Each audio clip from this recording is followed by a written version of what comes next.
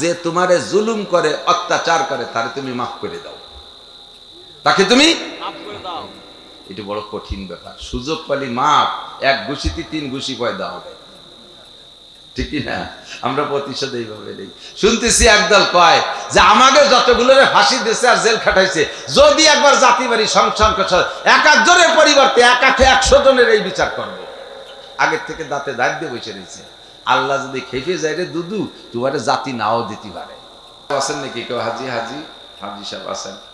আবু বকর রাদিয়াল্লাহু তাআলা আনহুর বাড়ি দেখছেন না? হিলটন টাওয়ার, বিশাল বিল্ডিং। ওর ভিতরে নামাজের ফ্লোর আছে একটা অনেক বড়। 1 বিঘে আমাদের এখানে 52% বিঘের 1 বিঘের চেয়ে বেশি হবে, এত বড় জায়গা আবু বকর রাদিয়াল্লাহু তাআলা আনহুর বাড়ি। এই জায়গাটার উপরে বিশাল বিল্ডিং। মক্কার ঘরের পাশে একেবারে নিকটে, ও পাশে আবু জাহেলের বাড়ি আর হুজুরের বাড়ি, সফা মারোয়ার ওই পাশে, আর এই পাশে মিসফালা রোডে ঢুকেই ডান পাশে আবু বকর রাদিয়াল্লাহু তাআলা আনহুর বাড়ি। কাবা ঘরের এই পাশে আর ও পাশে, এত নিকটে আর কাহারও বাড়ি নাই। এখন ওই জায়গায় কোনো জমি কেনা বেচা হয় না। যদি কেনা বেচা করতে হয়, কোনো ধনাঢ্য ব্যক্তি যায় যে আমার বাচ্চা এখান থেকে একটু জমি বেচেন আমার কাছে, কোনো মতেও না। কেউ কেউ বলে যে ও জায়গার 1 ফুট জমি কিনতে 1 ফুট স্বর্ণ লাগে। এই জায়গাটা আবু বকরের বাড়ি। ফেলাই থুইয়া রসুলের সাথে মদিনায় চলে গেছে। কত বড় ত্যাগ! গল্পই শুধু বলি আর আপনারা শোনেন, আমরাও জানি আর বলি, আপনারাও শোনেন, কিন্তু সেই চেতনার সেই দরদ আমার আপনার কাহারও মধ্যে নাই। বউ বাচ্চা সব ফেলে রেখে, বাচ্চা কাচ্চা কেউ রে নেয় নাই, সব রয়ে গেছে মক্কায়। আর উনরা 2 জন চলে গেলেন। কি পরিমাণ নির্যাতন তাদের উপর হবে এটা ভালো করে জানে আবু বকর। কোনো তোয়াক্কা না করে আল্লাহ ডাক দিয়েছে, রসুল ডাক দিয়েছেন, বাস চলেন যাই। আল্লাহু আকবার। মদিনায় যারা ছিলেন তাদের কুরবানি কেমন? এরকম মুহাজিরিন সাহাবাদের প্রত্যেকেরই কুরবানি আছে। মদিনায় যারা ছিলেন আনসার, তাদেরকে হুজুর গিয়ে বললেন, চাইয়ে 4টে ওয়াজ করছেন। কয়টা? 1 নম্বরে আফসুস সালাম, আপসে বেশি বেশি সালাম দাও। মদিনায় যাইয়ে হুজুর 4টে ওয়াজ করছেন। একেবারে সর্বপ্রথমে 4টে ওয়াজ আবু আইয়ুব আনসারীর বাড়ি বৈশা। আফসুস সালাম, বেশি বেশি সালাম দাও। কত বেশি সালাম! এই একটা গাছের এই পাশে একবার দেখা হয়েছে, সালাম দিয়েছো, গাছটা ঘুরে আইছে, আর একবার দেখা হয়েছে, আবারও বলো আসসালামু আলাইকুম ওয়া রাহমাতুল্লাহ। কারণ সালাম হলো একটা 1 নম্বর দোয়া। একেবারে নগদে সামনের পর মেনশন করে টার্গেট করে দোয়া। আসসালামু আলাইকুম মানে তোমাদের উপরে আল্লাহর পক্ষ থেকে শান্তি, রহমত আর বরকত নাজিল হোক। আপনিও উত্তরে তাই বলেছেন, শুধু ভাষা মানে শব্দটা উল্টাই দিচ্ছেন, কিন্তু তর্জমা একই, ওয়া আলাইকুমুস সালাম ওয়া রাহমাতুল্লাহি ওয়া বারাকাতুহু। আপনার উপর আল্লাহর শান্তি আর রহমতের বরকত হোক। সকলে যদি একে অপরকে বারবার এরকম সালাম দিয়া দিয়ে করি, তার মানে এত পরিমাণ দোয়া করি, তাহলে আল্লাহ পাক রব্বুল আলামিন আসমান থেকে রহমত, শান্তির বরকত নাজিল করতে বাধ্য হয়ে যায়। এই জন্য আফসোস সালাম, বেশি বেশি সালাম দাও। দেবেন তো সালাম বেশি বেশি? স্যালুট দেবেন না। ইসলামের পদ্ধতি একে অপরকে সালাম দাও। আসসালামু আলাইকুম পরিষ্কার করে বলবেন। ফোনে সালাম দেয় কিরকম? ওয়ালাইকুম স্যার, ছয়কম স্যার। স্যার কত ছিল যে তাইতে ছয়কম, চমকম, সুমুকুম, এটা সালাম দিয়েছে। এলে টেডি সালাম, মোবাইল সালাম। সালাম হবে কেমন? আসসালামু আলাইকুম ওয়া রাহমাতুল্লাহ। আল্লাহ পাক সালাম দেওয়া, সালামের উত্তর দেওয়ার পদ্ধতি বলে দিয়েছেন। ওয়াইজা হুইয়িতুম বিতাহিয়াতিন ফাহাইয়ু। যখন কেউ তোমাকে সালাম দেয়, তুমিও জবাব দাও। বিআহসানা মা হুইয়িতুম আও রুদ্দুহা। যে পরিমাণ দেশে তার চাইতে ভালো দাও, অথবা সমপরিমাণ দাও। তার চেয়ে ভালোর পরিমাণ রাসূলুল্লাহ সাল্লাল্লাহু আলাইহি ওয়াসাল্লাম শিখিয়ে দিয়েছেন। আসসালামু আলাইকুম ওয়া রাহমাতুল্লাহি ওয়া বারাকাতুহু। যদি কেউ আপনাকে বলে আসসালামু আলাইকুম, এতেই যথেষ্ট, ওয়াজিব আদায় হয়ে গেছে, সুন্নত আদায় হয়ে গেছে। আপনি ওয়াজিব আদায় করছেন, কর্তব্য দিয়ে ওয়া আলাইকুমুস সালাম, বা সমান সমান হয়ে গেছে, সমস্যা নেই। তবে আল্লাহ বলছেন একটু বাড়াই কও। আপনি কি বলবেন? ওয়া আলাইকুমুস সালাম ওয়া রাহমাতুল্লাহ। যদি সালামদাতা বলে, এই যুবকরা খেয়াল করে শোনা, যদি সালামদাতা বলে আসসালামু আলাইকুম ওয়া রাহমাতুল্লাহ, তাহলে আপনি আরেকটা বাড়াই দেন, ওয়া আলাইকুমুস সালাম ওয়া রাহমাতুল্লাহি ওয়া বারাকাতুহু। যদি সালাম দেনেওয়ালাই তিনটা কয়ে ফেলায় আসসালামু আলাইকুম ওয়া রাহমাতুল্লাহি ওয়া বারাকাতুহু, তাহলে রুদ্দুহা, সে যতটুকু বলছে অতটুকু বলো। হুজুর বলছেন আর বাড়াইও না।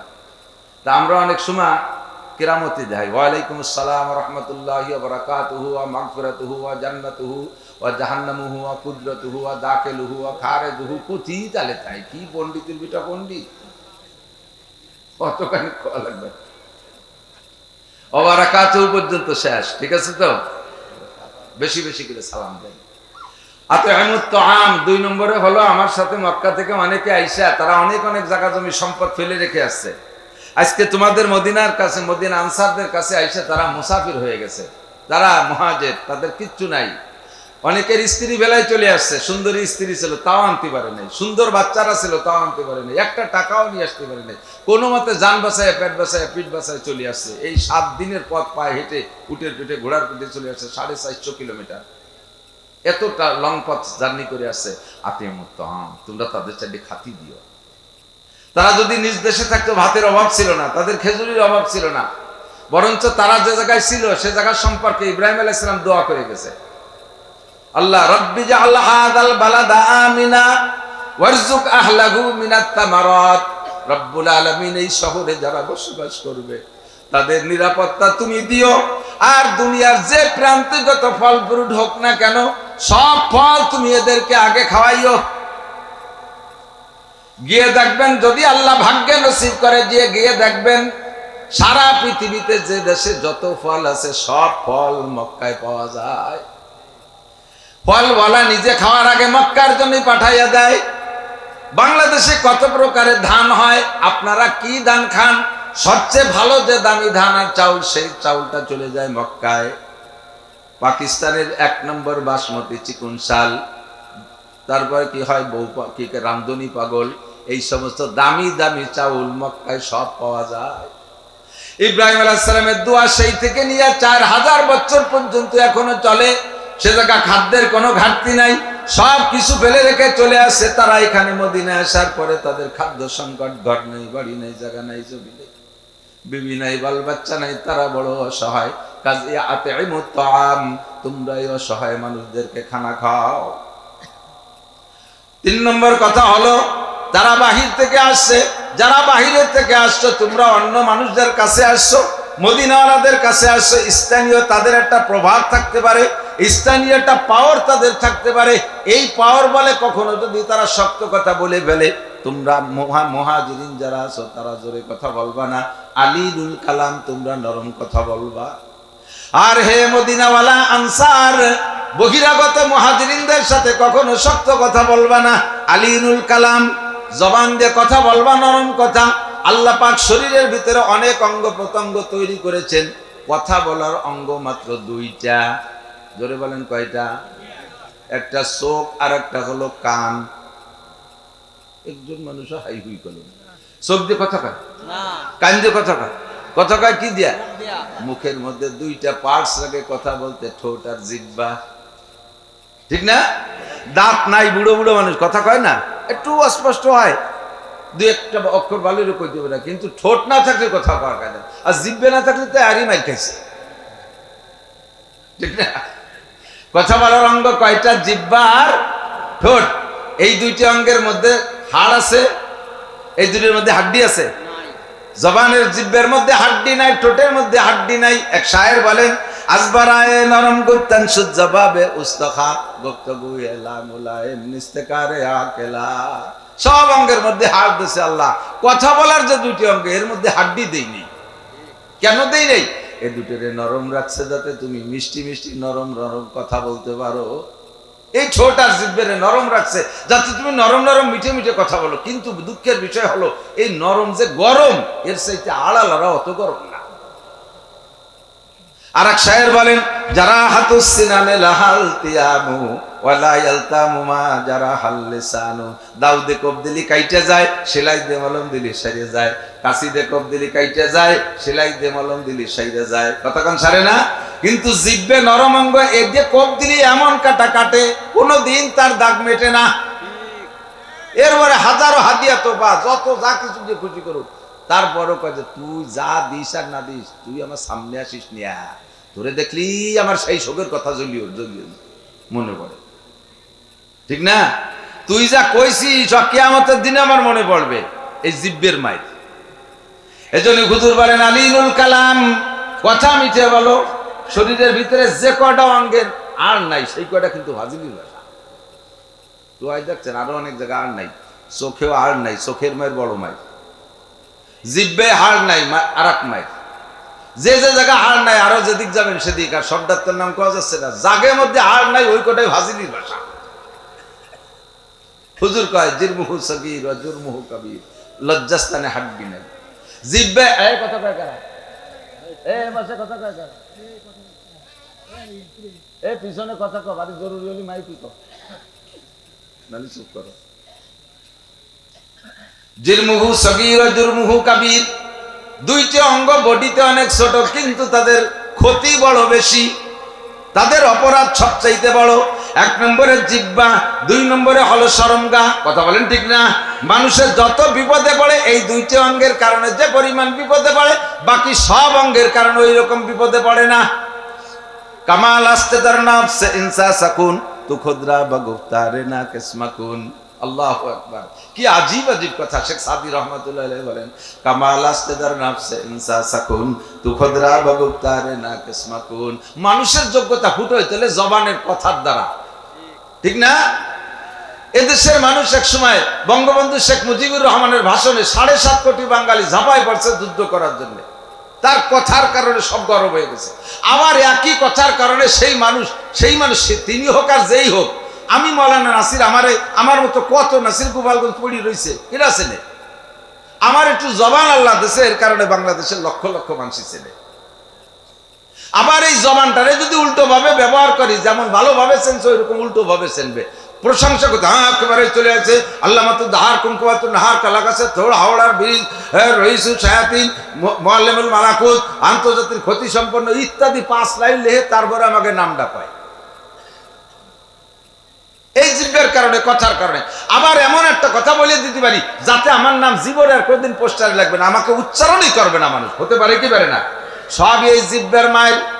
আর হাজার দিক দিয়ে আমি ভালো আছি, আল্লাহ না করুক যদি শরমগার দিক দিয়ে আমি অ্যাক্সিডেন্ট করে বসি, এইটা যদি ভাইরাল হয়ে যায়, প্রকাশ পেয়ে যায়, তাহলে মানুষ আমাকে জুতা মারতেও ঘৃণা করবে। দুইটা অঙ্গ দেখতে ছোট কিন্তু কাজে বড়। এই জন্য নবী পাক এই দুইটি অঙ্গের সাথে জান্নাতের কন্টাক্ট নেছে। যুবক শোনো, নবী পাক বলেন, মাইয়াজমাল লিমা বাইনা লাহিহি ওয়া মা বাইনা রিজলাইহি আজমাল লাহুল জান্নাহ। যে ব্যক্তি মাত্র দুইটি অঙ্গের জিম্মাদারি নিতে পারবা, অনলি কয়টা? জোর হলো না? আরেকবার, দুইটি অঙ্গের জিম্মাদারি আমাকে নিতে বলা হয়েছে, তাহলে আমার জান্নাতের জামিন হবে বিশ্বনবী মুহাম্মদুর রাসূলুল্লাহ। আল্লাহর নবী যদি কে জান্নাতের জামিন হয়, ওই লোকটার জান্নাত নিয়ে কোনো টেনশন আছে? কথা বলেন আছে? বর্তমান সময়ের বাংলাদেশের প্রধান ডক্টর ইউনূস সাহেব, প্রধান উপদেষ্টা, উনি যদি আপনাদের বল্লভদী গ্রামের কাহারও চাকরির দায়িত্ব নেয়, তাহলে তার চাকরি নিয়ে কি আর টেনশন থাকার বিষয়? নবী পাক আপনার আমার জান্নাতের দায়িত্ব নিয়েছে, দুইটি অঙ্গের জিম্মাদারি আমাকে নিতে বলছে। যুবক, একটু কষ্ট করে নাও। 1 নম্বরে মা বাইনা লাহিয়াইহি, 2 নম্বরে মা বাইনা রিজলাইহি। 1 নম্বরে 2 মাড়ির মাঝখানে ছোট্ট অঙ্গ জিহ্বা, 2 নম্বরে 2 রানের মাঝখানে ছোট্ট অঙ্গ শরমগা। এই দুইটার হেফাজত। মিষ্টি মিষ্টি কথা বলবা, নরম নরম কথা বলবা, কেউরে কটাক্ষ করে কথা বলবা না, কথা যে মানুষকে কষ্ট দিবা না। 2 নম্বর ওয়াজ, 3 নম্বর ওয়াজ। 1 নম্বরে আতিমুত তাম, 2 নম্বরে আলিনুল কালাম, 3 নম্বরে আফসুস সালাম, 1 নম্বরে আলী আতিমুত তাম, 2 নম্বরে আলী, 3 নম্বরে আলিনুল কালাম, 4 নম্বরে সাল্লু বিল লাইলি ওয়ান নাস নিয়াম। মানুষ যখন ঘুমিয়ে থাকবে তুমি সেই সময় একটু উঠে যাও। তাতাজাফা জুনুবুহুম আনিল মাদাজি ইয়াদউনা রাব্বাহুম খাওফান ওয়া তামা। সব মানুষ ঘুমিয়ে আছে, ওই সময় উঠে 2 রাকাত নামাজ পড়ে মালিকের কাছে হাত তোলো আল্লাহ। এখন চাওয়া চাইর কোনো ভিড় নাই, চাওয়া চাইর কোনো ভিড় নাই। যখন ভিড় থাকবে না সেই সময় আমি একা গেলে সেই কাজটা যত সুন্দর হবে, ভিড়ির মধ্যে গেলে সেরকম হবে না। আজকে আমার মাদ্রাসার কাজ নিয়ে একটা কাজ নিয়ে ডিসি স্যারের কাছে গেছি গোপালগঞ্জ, যাইয়ে দেখি 500-600 মানুষ দাঁড়ানো রয়েছে। আমাকে উনি যদি জানে যে মৌলানা নাসির সাহেব আছে, সবার আগে প্রাধান্য দেবে, কিন্তু ওনার এমার্জেন্সির ভিতরে, জরুরি বৈঠকের ভিতরে আমি এই ডিস্টার্ব করতে পারি না। যখন ভিড় দেখছি, এই ভিড়ির মধ্যে আমার অতটা গুরুত্ব নাও দিতে পারে, টুক করে চলে আসছি, কথাবার্তা না বলে পিয়নের সাথে বলছি সময় মতো সুযোগ মতো স্যারের সাথে আমি একটু যোগাযোগ করাই দিবা, স্যারের একটু দাওয়াত দেবো, মাদ্রাসার একটু কাজ আছে। আপনি দুনিয়ার দিক দিয়ে এরকম নির্জন মুহূর্তটা খুঁজে যাতে একা গেলে সেই সময় কাজটা সুন্দর হয়। সব সময় সজাগ অবস্থায় হাজারো লাখো মানুষে চায়, তাতে আমার আল্লাহ বিরক্ত হয় না, ভিড় হয়ে যায়, এ কারণে আমাকে স্মরণ করতে পারে না। এরকম দুর্বল আল্লাহ আমার না। আমার আল্লাহ কোটি কোটি মানুষ একসাথে চাইলেও তার ভিতরে প্রত্যেককে আলাদা আলাদা ভাবে লক্ষ্য রাখার যোগ্যতা রাখে কি রাখে না? তবে যখন সব মানুষ ঘুমিয়ে আছে, আপনি ওই সময় একটা আল্লাহ একটা আদর নিয়ে যাইতে পারেন। ও রব্বুল আলামিন, দেখো ঘুমের সময় সব মানুষ ঘুম, আমার যে মহা বিপদ, এই বিপদ নিয়ে আমি ঘুমাইতে পারি নাই, আমি চলে আসছি রব্বুল আলামিন, আমার জীবনের সব গুনাহগুলো আগে মাফ করে দাও। আয় আল্লাহ, আব্বা মা আমাকে জীবন ভরে লেখাপড়া শিখাইছে, লক্ষ লক্ষ টাকা আমার পিছনে খরচ করছে, এখন সরকারি কোনো চাকরি পাই না, আয়ের কোনো উৎস পাই না, বৃদ্ধ আব্বা মাকে কি করে আমি ইনকাম করে খাওয়াবো? রব্বুল আলামিন, তুমি আমার আয়ের সোর্স খুলে দাও। আরে রাজা বাচ্চা, এমপি মন্ত্রী আর শিল্পপতি রাষ্ট্রপতি কোটিপতি ভগ্নিপতিকে পিছনে দৌড়াইয়া লাভ নাই। ওই রাত্রে তুমি আল্লাহ পাক রব্বুল আলামিনের কাছে হাত তুলে চাও। আল্লাহ রসুল বলেন, মান হাফাজা আলাস সালাওয়াত, হে যুবক আমার দিক তাকাও, রিজিকের জন্য তুমি কত জায়গা দৌড়াইছো, তোমাকে সহজ একটা আমল শিখাইয়া দেই। এই আমল রেগুলার করলে ইনশাআল্লাহ আল্লাহ পাক রুজির বরকত বাড়াইয়া দিবেই দেবে। নবী পাক বলেন, মান হাফাজা আলাস সালাওয়াত, যে ব্যক্তি 5 ওয়াক্ত নিয়মিত নামাজ পড়ে, আকরামাহুল্লাহু বিখামসি খিসাল, আল্লাহ পাক তাকে 5টি পুরস্কার দান করেন। এক নম্বরে নাম্বার 1, এক নম্বর একেবারে নাম্বার 1, এক নাম্বার ইরফান গুজিকুল আইশ, নামাজি ব্যক্তিকে আল্লাহ তাআলা রুজির অভাবের মধ্যে ফেলে না। এক নম্বর তোমার রুজির অভাব দূর করার জন্য নামাজি হবে এক নম্বর আমল। নামাজি ব্যক্তিকে আল্লাহ রুজির অভাব রাখে না। 2 নম্বরে আযাবুল কবর, 5টা পুরস্কারের 2 নম্বর পুরস্কার হলো নামাজি ব্যক্তিকে আল্লাহ কবর আযাব দেয় না। কবরে আযাব আর কবরের শান্তি, এটা কি সত্যি কথা না মিথ্যে কথা? একটু হুজুররা বাড়িতে নিয়ে কয়নি, আমার আব্বার বানায়নি কথা নেই। আযাবুল কবরে হকন কওলা মুহাম্মদুর রাসূলুল্লাহ সাল্লাল্লাহু আলাইহি ওয়াসাল্লাম, হুজুর বলেছেন কবর আযাব হক, বাঁচার আর কোনো আমল নাই। 100 হজ আছে, ওই যে আলাদা পুরস্কার, 1000 খতমে কোরআন আছে, তাই দিয়ে আলাদা পুরস্কার, তোমার কোটি কোটি টাকা যাকাত দেওয়া আছে, তাই দিয়ে আলাদা পুরস্কার, বছর ভরে সিল্লে লাগাইছো, এর আলাদা পুরস্কার, 24 ঘন্টা জিকির করছো, এর আলাদা পুরস্কার। কবর আযাব থেকে বাঁচতে হলে একমাত্র নামাজ ছাড়া বিকল্প কোনো আমল নাই। কবর আযাব থেকে বাঁচতে হলে, কবর আযাব থেকে, যদি কবর আযাবকে বিশ্বাস করেন তাহলে ইয়াকিন রাখেন কবর আযাব থেকে বাঁচার আমল কি? একটু মুখে বলবেন। কিয়ামতে যাতে অস্বীকার করতে না পারেন আর আমাকে বার দোষারোপ না করতে পারেন, এই জন্য মাঝে মাঝে মস্ক করাই। আপনারা কিয়ামতে ধরবে যে এই কবর আযাবের, কবরে গেলেই ধরবে এই কবর আযাব হচ্ছে, তুই শুনিস নেই কোনোদিন, হুজুররা কই নেই যে কবর আযাব থেকে বাঁচতে হলে নামাজ লাগবে। সেই সময় কি করবেন, আরে হুজুর রেখে দুনিয়ার ভাও গল্প সল্প করি ডৌডৌরি কাটাই গেছে। আল্লাহ চেনো না তুমি আমি কত ভালো মানুষ, যদি হুজুররা খালি নামাজের কথা আমি একটু টাইট করে কত, তাহলে কি আমি নামাজ না পড়ি ছাড়ি? আমি কত ভালো মানুষ জানো না, ফেরেশতারা কত তোমার সুফা খসা ফেলে। তুই ওই জায়গায় নামাজের কথা, নামাজে কবর আযাব থেকে বাঁচায়, এই কথা তুই নিজে মস্ক করছিস। বিশ্বাস না, ইকরা কিতাবাকা, তোর কিতাব খান খুলে দেখ, দেখ তোর কিতাব খুলে দেখ। কাফা বিনাফসিকাল ইয়াওমা আলাইকা হাসিবা, আজকে হিসাবের জন্য তোর আমলনামায় যথেষ্ট, সব আমলনামায় লেখা আছে। জোরে বলেন আছে না নাই? আমলনামা খুঁজে বের করতে আপনার কোনো স্টিলের আলমারি খোঁজা লাগবে না, দুনিয়ার কোনো কিরানিয়ার মোহরি লাগবে না। আল্লাহ পাক বলেন, ওয়া কুল্লু ইনসানিন আলজামনাহু তাইরাহু ফি উনুকি ওয়া নুখরিজু লাহু ইয়াওমাল কিয়ামাতি কিতাবান ইয়ালকাহু মানসুরা। যার যার আমলনামা তার তার গলায় ওই মরণের সময় ঝুলাই দিয়ে ফেরেশতা রিটার্ন করে চলে যাবে। রব্বুল আলামিন এই আমলনামা কি করবো? যাত্রা তার গলায় ঝুলাই দিয়ে আলাদা এক জায়গায় রাখি, কয় না ওর মধ্যে গন্ধ করছে, কুইয়ে গন্ধ, ওর গলায় থুয়ায়, সুদিয়ে গন্ধ, ঘুষিয়ে গন্ধ, জিনার গন্ধ, ব্যভিচারের গন্ধ, আই ঠেলা গন্ধ, জাল দলিল করা গন্ধ, মিথ্যে সাক্ষী, মিথ্যে মামলা করা গন্ধ। বাংলাদেশের চৌকা লাগে টাকা কুড়ই গুছায় বস্তা করে নিয়ে কানাডা রেটাইলি দিছে, এতে গন্ধ। কানাডা চেনেন না? দেশের নাম কানাডা। বাংলাদেশের চৌকালারা টাকা পাইনি, সব টাকা চলে গেছে কানাডার কাছে। এতে একটা গন্ধ হয় না? সব গন্ধর গলায় ঝুলে থিয়ে দেবে, আর সেদিন খুলে বের করে। আজকে আমি মস্ত করাই দিছি, কবর আযাব থেকে বাঁচার উপায় একমাত্র আমলের নাম কি বলছেন তো সবাই? বিশ্বাস তা কি হবে? নামাজ যদি বিশ্বাস হয় যে কবর আযাব থেকে বাঁচার আমল নামাজ, আর কবর আযাব হক, এ কথা যদি ইয়াকিন হয়, তাহলে একটা মানুষ আর বোনের ভুলে নামাজ ছাড়তে পারে না। যারা নামাজ পড়েন না তারা কবর আযাব বিশ্বাস করেন না। আমি 1 কোটি বার বলতে পারি, যারা নামাজ পড়েন না খোদার কসম তারা কবর আযাব বিশ্বাস করে। ফাসাউফা তারা ইজান কাশাফাল গুবারো আবারসুন তাহতা রিজলিকা আম হিমারো। অন্ধকার কেটে গেলে দোস্ত বুঝবা তুমি ঘোড়ার পিঠে বসা না গাধার পিঠে বসা। দুনিয়া থেকে বুঝতে পারতেছি না। মর্দ মারা সরবা সরদার খাবেদা গাছতে বেদারা কেউ রব আজহা। দুনিয়া যতক্ষণ আছেন ঘুম আছেন, কবরে যাওয়ার পরে সজাগ হবেন। আর সব চোখ সজাগ হলে যেমন সব দেখা যায়, কবরে যাওয়ার পরে সজাগ হবেন। ফেরেশতা দেখবেন, কবর আযাব দেখবেন, জান্নাত দেখবেন, সব কিছু দেখতে পারবেন। সেদিন দেখে চিৎকার মেরে বলবেন কি, রব্বানা আখরিজনা মিনহা ফাইন উদনা ফাইন্না জালিমুন রব্বানা আবসারনা ওয়া সামিনা ফারজিনা নামাল সালিহান ইন্না মুকিনুন। রব্বুল আলামিন দুনিয়ায় থাকতে বুঝি নাই, এখন তো সবই দেখতেছি, সব সত্য কথা, একটাও মিথ্যে না। আর একটা বার তুমি দুনিয়ায় পাঠায় দাও। খোদার কসম এই কথাগুলো বলবেন, রব্বানা আখরিজনা মিনহা, আল্লাহ এখান থেকে বের করে দাও, ফাইন উদনা ফাইন্না জালিমুন।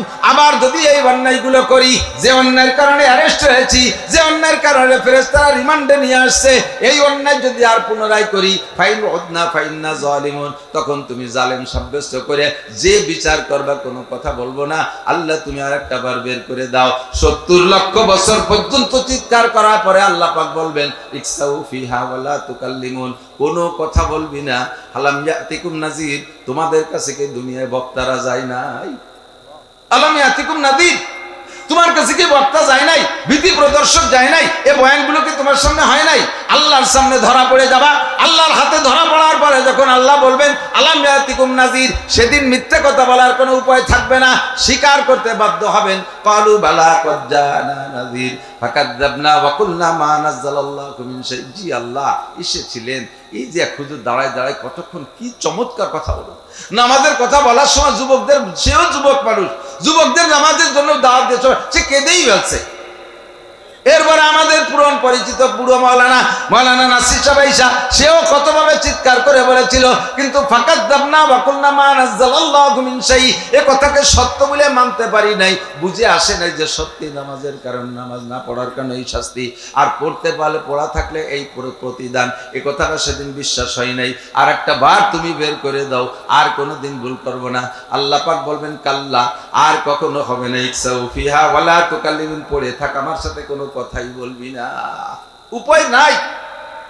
কবর আযাব থেকে বাঁচতে হলে তাহলে 2 নম্বর কি বলেন, আমাদের 5টা পুরস্কারের ভিতরে 2 নম্বর পুরস্কার কবর আযাব থেকে মাপ। 3 নম্বর পুরস্কার হলো ইউতিহিল্লাহু কিতাবাহু বিয়ামিনি। এ ভাই ভালো করে মনে রাখেন, কিয়ামতের ময়দানে ডাইন হাতে আমলনামা ছাড়া কোনো উপায় হবে? বিশ্বাস হয়? ডান হাতে আমলনামা পাওয়ার জন্য আপনার 100 হজ যদি থাকে, ডান হাতে আমলনামা পাবেন না। 1000 খানিক উমরা আছে, তাও ডান হাতে আমলনামা পাবেন না। লাখ খানিক খতমে কোরআন আছে, তাও ডান হাতে আমলনামা পাবেন না। আপনি কোটি কোটি টাকা মাদ্রাসা মসজিদ করে দিয়েছেন, তাও ডান হাতে আমলনামা পাবেন না। ডান হাতে আমলনামা পার আমলের নাম হলো নামাজ। নবী পাক বলেন, কিয়ামতে ডান হাতে আমলনামা পাইতে হলে লাগবে নামাজ। আপনি কবেন মনে মনে ভাবতেছেন বাম হাতটাকে পকেটের মধ্যে থুয়ে দেবো, আমলনামা আসলেও ধরবো না। তোমার ধরা লাগবে না দুদু, হাতরে মোড়াইয়া উল্টো পাশে ঘুরাইয়া বুকের মধ্যে দিয়ে ঢুকাইয়া ওই পাশে বাম হাত বের করে ওই দান দিয়ে তোমার দেওয়া হবে আমলনামা। নিবানা যাবা কোথায়? ফাইরাল মাফার, কোথায় যাবা? যাওয়ার জায়গা আছে? ইন্টারনেটে দাবর দিলে দেশের সরকার চলে গেলে ইন্ডিয়া পাকিস্তান বিভিন্ন জায়গায় যে যারা থাকতেছে, আমাকেও যদি আরো আপদ বিপদ আসে সরি চলে গেলাম, কিন্তু ওই মাঠেতে তো সেরিজার কায়দা নাই। আছে কোনো জায়গা নাই। কাজী ডাইন হাতে যার আমলনামা আসবে সেই পার পাবে। এবার ডাইন হাতে আমলনামা মানে জান্নাতের সার্টিফিকেট। বলেন আল্লাহু আকবার। পাইতে হলে লাগবে কি? জোর হলো না? 5 ওয়াক্ত নামাজ। নামাজ মানে কি? মাঝে মাঝে 1 ওয়াক্ত। 5 ওয়াক্ত নামাজ মানে কি? 2 দিন নামাজ খালি 5 ওয়াক্ত নামাজ। 5 সালাওয়াত, 3 তারা জাফুল্লাহ, 5 ওয়াক্ত নামাজ। 3 নম্বর পুরস্কার। 4 নম্বর পুরস্কার, ডান হাতে আমলনামা পাইয়া এবার আপনি বলবেন, ও ফেরেশতারা জান্নাত কোন দিক দেখায় দাও। এবার ফেরেশতারা বলবে এই দিক দিয়ে জান্নাত। কদ্দূর আগে দেখবেন বিশাল এক নদী, তা পার হওয়ার কোনো কায়দা নাই, খিয়াও নাই, নৌকো নাই, ফেরিও নাই, বড় একটা ব্রিজও নাই, সিকুড একটা পোল আছে, নাম তার সিরাত। নাম কি? সিরাত, পুল সিরাত। নাম হলো সিরাত। বলতেও যেমন লাগতেছে, বাস্তবে এরকম। 30,000 বছরের পর। 30,000 বছর মানে কয় বছর? 30,000 মানে 2 বছর, 30,000 মানে 30,000 উঠতে এভাবে 10,000 বছর উঠতে হবে, সমতলে 10,000 বছরের পর চলতে হবে, নামতে হবে আর 10,000 বছরের পর। আমাদের দেশে মাঝে মাঝে বাঁশের শাখো দেয় না, চার দেয় না খালের উপরে, যদি নিচের পাততলের বাঁশখান একটু দুর্বল হয় তাহলে দেখা যায় উপরে দরার খান কেমন আছে, তলের খান ভেঙে গেলে ওই ঝুলতে ঝুলতেও ঘটেছে। এই বুলসিরাতের এই জায়গা যাইয়ে দিয়েছে দর্নার বাসটা নাই আর নিচের দাদা তার মধ্যে পাও দেওয়া যায় না, চুলের চাইতে চিকুরার হীরার চাইতে দাঁড়, ওর বার পাও দিলেই কাঠি বেরিয়ে যাবে। বয়তে আমল নামা যদিও ডাইনাতে আছে, আবার ফেরেশতারা কইছে এই গাং পার হয়ে উপার যাইও, ওই পদ্মা পার হয়ে মাওয়াইদে যাও আর আড়ি সাইডে যাও, উপার না গেলে ঢাকা যাওয়া যাবে না। এই জান্নাতে নদীর উপার পার হবে কিভাবে, ভয়তে আমল নামা ধরে চুপ করে বসে পড়ছে। আল্লাহ তালিয়ার আমাকে কপালে বেসতে নেই, ডাইনাতে আমল নামা পাইছি, এই জায়গা বেশি কিনে তুই একদিন চলে যেতে সব বন্ধুরে বসে এখন কাজে বসে থাকলে তো কাজ হবে না, জাতি তো আবার হবেই কিভাবে, চোখ খুলে দেখা যায় ওই পাশে চলে গেছে, কোন ভাগে তার টেরও পাবে, চোখ খুলেই দেখবেন যে আপনি ওই পাশে। এর নাম হলো ইয়ামুরু আলা সিরাতিল কালবার, বিদ্যুৎ গতিতে পার হবেন। পুলসিরাত পার হওয়ার জন্য 100 হজে কাজ হবে না, 1000 খানিক উমরায় কাজ হবে না, লক্ষ কোটি টাকা দান করলে পুলসিরাত পার হওয়ার কোনো উপায় নাই। পুলসিরাত পার হওয়ার একমাত্র আমলের নাম হলো মস্ক হইছে ভালো করে। তাহলে যদি বেহেশতে যাইতে হয়, ডান হাতে আমল নামা পাইতে হয়, কবর আযাব থেকে নাজাত পাইতে হয়, তাহলে নামাজ লাগবে। যদি কে এইসব জায়গা যাইতে না হয় আর এই পুরস্কার পাওয়ার দরকার না হয়, আমরা আমলিগির লোক, আমাদের ওগুলো টেনশন নেই, আমরা বিএনপির লোক, আমাদের তো কোনো চিন্তাই নেই, এবার তো আমরা নির্বাচনের আগেই আমরা জিতে গেছি, এরপরে আর কোনো 2-3 নম্বর সমস্যা নেই, আমরা এনসিপির লোক। এনসিপি একটা মহাসিপি হয়েছে, এর আলাদা একটা আল্লাদ হয়েছে, কোনো আল্লাদে কাম হবে না, ও জায়গায় একখান কার্ড লাগবে। এনসিপির কার্ডেও হবে না, আমলিগির কার্ডেও হবে না, জামাত ইসলামের কার্ডেও হবে না, বিএনপির কার্ড দেখালেও কাজ হবে না, আরে কোনো কার্ডে কাজ হবে না, একটা কার্ড লাগবে, সেই কার্ডের নাম হলো ডাইন হাতে আমল নামা, ইমানের কার্ড লাগবে, ঠিক কিনা, নামাজের কার্ড লাগবে। এইখানে পুলসিরাত পার উপার যাইয়া এখন বেসতে খুঁজে পাচ্ছে না, ফাঁকা চরের পর বঙ্গোপসাগরের পর চরের পর ছেড়ে দিয়েছে, বেসতে কোন দিক তালাশ করে পাচ্ছে না, এমন কোনো বিপদ না, ডাইরেক্ট ইয়াদখুলুল জান্নাতা বিগাইরি হিসাব। এই সমস্ত মানুষের কোনো হিসাব হবে না, মিজানের দালি পাল্লায় দাঁড় হওয়া লাগবে না, বিনা হিসাবে জান্নাতি, বিনা হিসাবে জান্নাতি। বলবেন না সুবহানাল্লাহ, আল্লাহু আকবার। সাল্লু বিল্লাইলি ওয়ান নাসু নিয়াম, রাতের বেলা ডাকবেন আল্লাহর কাছে, মুনাজাত করবেন, আল্লাহ গুনাহে বেআদদ রাবার বাস্তাম, গুনাহে বেআদদ রাবার বাস্তাম, হাজারাবার তওবা শিকস্তাম, ইলাহি গর কে দরিয়ায়ে গুনাহম, তুমি দানি খুদ হস্তি গওয়াহ, জমানদারাদ সাগে নসরানিয়ার কে হস্ত। আরে গুনাহ দূর, একজন মানুষের নিজেকে নিজে আমি অপরাধী মনে করি না, প্রত্যেকটা মানুষের স্বভাব আমি কোনো গুনাহই করি না। গুনাহ তো করে মাইজি কাকা, গুনাহ করে লালটু, গুনাহ করে বল্টু, উনি সাধ্য হাতে তলি রাটি, কয় যে ওরকম আকাম আমরা করি না, নামাজ না পড়লি কি ওরকম আকাম আমরা করি না, হয়তো বেশি বেশি একটু সুদ খাই, সুযোগ পাইলে একটু ঘুষ খাই, মাঝে মাঝে একটু সপ্তাহে 2 বার একটু গাঁজা বা খাই, তেমন আকাম করি না। বাদ দিলে কি, দিলে কি, আবার তুমি নিজে সাধ্য হাতে তলি রাখি। আল্লাহু আকবার। নিজেকে নিজে গুনাহগার মনে। কাসেম নানুতুবি রহমাতুল্লাহ আলাইহি আমাদের এশিয়া মহাদেশের ভিতরে সবচেয়ে প্রবীণ, সবচেয়ে বড় কওমি মাদ্রাসা দারুল উলুম দেওবান্দ প্রতিষ্ঠাতা কাসেম নানুতুবি রহমাতুল্লাহ আলাইহি, উনি একদিন মোনাজাতের ভিতরে কাঁদতেছে কইয়া, রাস্তায় একটা কুত্তো দেখিয়া, কুত্তরে দেখে বলতেছে জমানদারাদ সাগে নসরানিয়া, আর ওই কুত্তটা ছিল এক নাসারা, এক নাসারা খ্রিস্টানের কুত্ত।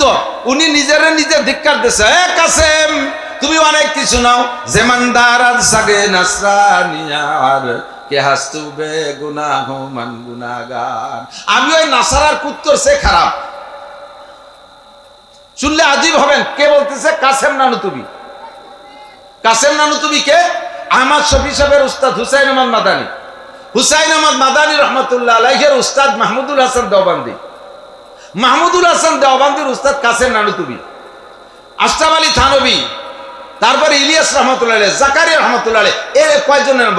হাজার হাজার লক্ষ লক্ষ এরকম বিশ্ববিখ্যাত হক্কানি উলামায়ে কেরামের গোড়ার মুরব্বির নাম কাসেম নানুতুবি রহমতুল্লাহ আলাইহি, যিনি রাতের বেলা স্বপ্ন দেখছে রাসূলুল্লাহ সাল্লাল্লাহু আলাইহি ওয়াসাল্লাম ওনাকে লাঠি দিয়ে দাগ দিয়ে দেখাই দিয়েছে, এইটুকুর মধ্যে মাদ্রাসা করো, সকালবেলা উঠে দেখে যে সেই জায়গায় দাগ পড়ে রয়েছে। এই মানুষটা নিজের নিজে কয়, কাসেম তুমি তুমি কে জানো? তোমাকে দেখে ওই নাসারার কুত্তরাও ঘৃণা করে, কারণ ওই নাসারার কুত্তদের কোনো আমল নামা নাই, তার মধ্যে একটা সগিরে কবিরে লেখা নাই, আর তোমার আমল নামার মধ্যে সগিরে কবিরে সব লেখা রয়েছে। কাজেই তুমি নাসারার কুত্তর চাইতে ভালো খারাপ। এই কথা যদি কাছের নানো তুমি পাই, তাহলে আমার কি কওয়া উচিত কন্ত দিই? আমি কি গুনাহ করি নাই? হুজুর বলেন সাল্লু বিল্লাইলি ওয়ান নাস নিয়াম, হে নারী আর পুরুষ, মক্কি মদে মাদানী, হে মুহাজিরিন আর আনসার, তোমরা রাতের বেলা উঠে আল্লাহর কাছে কান্নাকাটি করো। উদউ রাব্বাকুম তাদাররুয়া খুফিয়া, গোপনে গোপনে একা একা নির্জনে মালিকের সাথে যোগাযোগ করো, আরামের শান্তির বিছানায় ছেড়ে দাও। তাতে জাফা জুনুবুহুম আনিল মাদাজি ইয়াদউনা রাব্বাহুম খাওফান ওয়া তামা। মুমিন আর খাস আল্লাহ ওয়ালা বান্দাদের আলামত হলো শান্তির বিছানাকে লাথি মেরে ফেলে দিয়ে শেষ রাতে উঠে 2 রাকাত নামাজ পড়ে মালিকের সাথে একটু যোগাযোগ করে এই কামগুলো করো। অন্য হাদিসের মধ্যে আছে হুজুর আরেকটা কথা বলেছেন, ওয়াসিলুল আরহাম, ওয়াসিলুল আরহাম, ব্যক্তিত্ব বন্ধন ঠিক রাখো। এই খেয়াল করেন এদিকে খেয়াল করেন। হুজুর বলেন সিলমান কথা আকা ওয়া আবু আম্মান জালামাকা ওয়া আতিমান, সিলমান কথা আকা ওয়া আবু আম্মান জালামাকা। আরেকটা শব্দ ভুলে গেছে। হুজুর বলেন যে তোমার সাথে ভ্রাতৃত্ব বন্ধন কেটে দেয় তার সাথে বন্ধন করো, সিলাই রহমি করো, ভ্রাতৃত্ব বন্ধন ঠিক রাখো। দূর খেয়াল করতেছেন, এদিকে খেয়াল করতেছেন, অপ্রয়োজনীয় মনে করতেছেন। এটা রসুলের ওসিয়াত, বিদায় লগ্নের ওসিয়াত। সিলমান কথা আকা, আমরা সম্পর্ক রাখি কার সাথে? যে আমার সাথে সম্পর্ক রাখে আমি তার সাথে রাখি। আর হুজুর বলেন যে সম্পর্ক কেটে দেয় তার সাথে রাখো, তার সাথে সম্পর্ক গড়ো। বাড়ির 5 কেজি মিষ্টি নিয়ে গেছেন, আপনি বললেন আপনার স্ত্রীকে বললেন, ওই মাইজি ভাইয়ের ছেলে মেয়েকে কটা দাও, মেয়ে ভাইয়ের ছেলে মেয়েকে কটা দাও, বর শাশি বাইসি আছে ওনারে কটা দাও, এইভাবে করে দিয়েছেন আপনি। আপনার বউ কাকে, তোমার হুকুম মতো দিবানি, আনার দায়িত্ব তুমি আনছো, দেওয়ার দায়িত্ব আমার, এখন কেশিয়ার আমি। তাকে দেওয়া যাবে না? না না, সেদিন তার জামাই এসে আমার ছেলে মেয়েকে সামনে মিষ্টি খাইছে, আমাকে দেয়নি। যদি তারা দিত তাহলে আজকে দিতাম। এর নাম হলো তারা যদি সম্পর্ক রাখে তাহলে রাখলাম।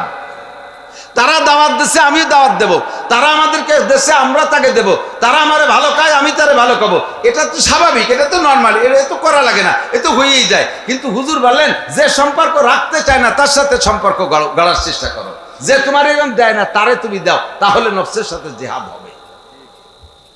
ওয়াফু আম্মান জালামাকা ওয়া আহসিন ইলা মান আসা ইলাইক, পাইছি মনে পড়ছে 3টা। হুজুর বললেন 1 নম্বরে সিলমান কথা আকা, ভ্রাতৃত্ব বন্ধন করো, ওই হাদিসের মধ্যে আছে।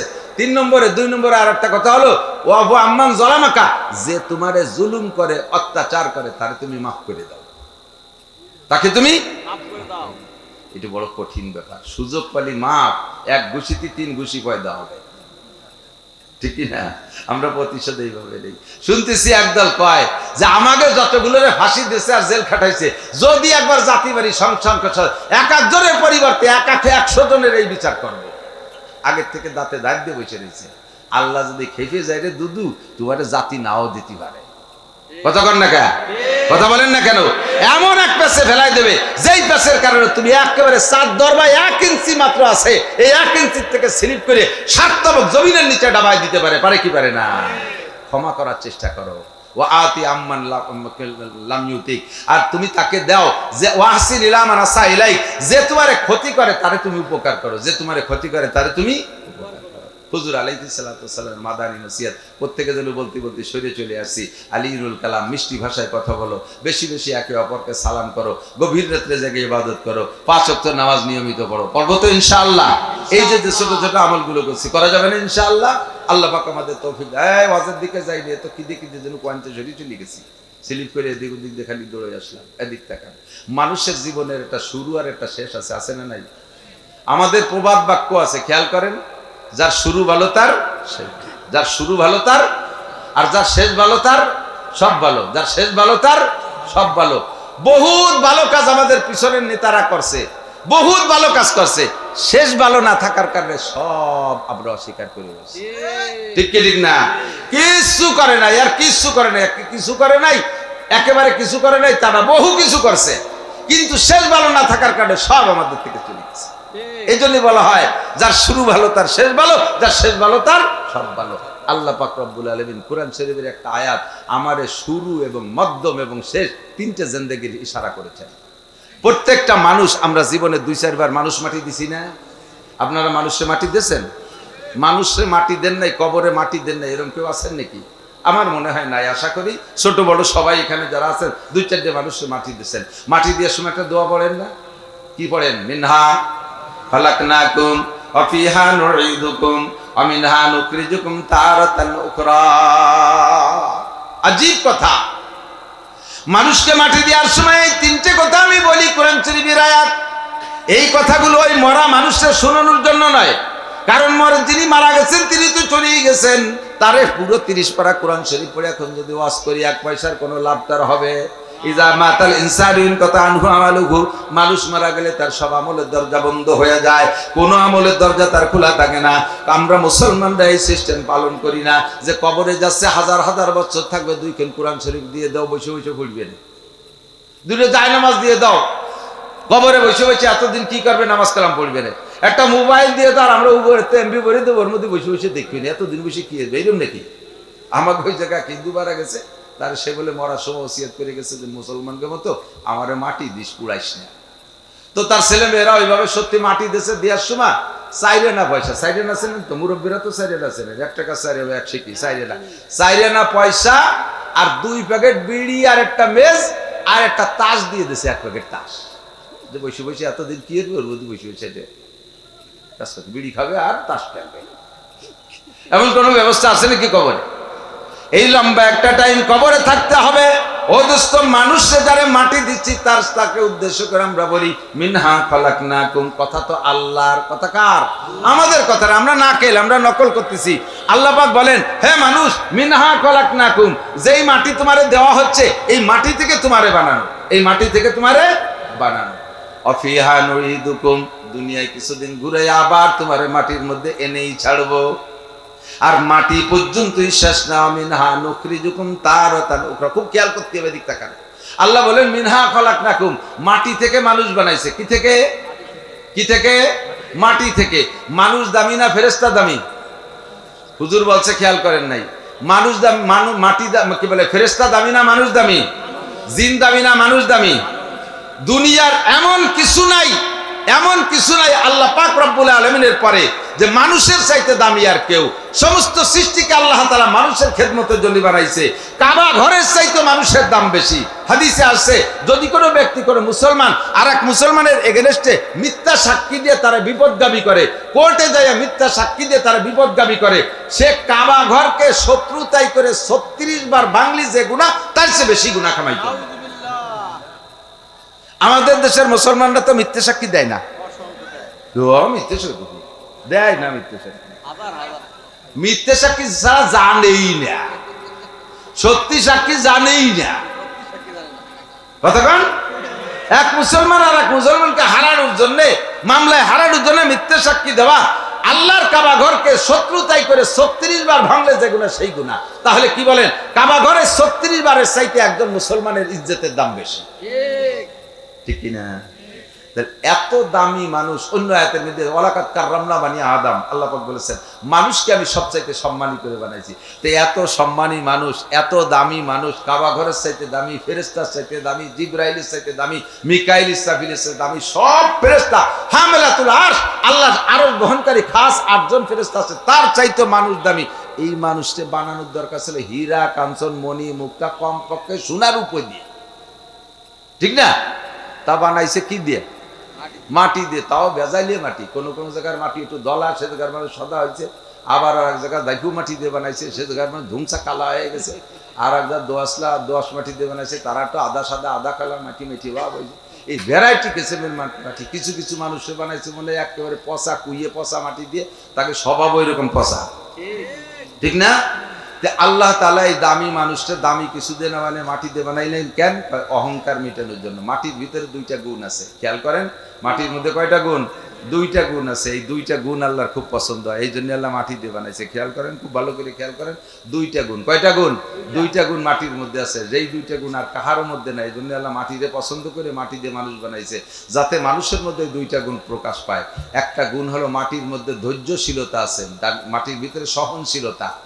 মাটির উপরে, মাটির ভিতরে যে ধৈর্য আছে, এটা আর কাহারও মধ্যে এই ধৈর্য নাই। মাটির উপরে এক জায়গা মাটিরে খনন করে বিশাল পুকুর বানায় ফেলাইছেন, 200 বছর পর্যন্ত পুকুর হিসেবে ব্যবহার করছেন।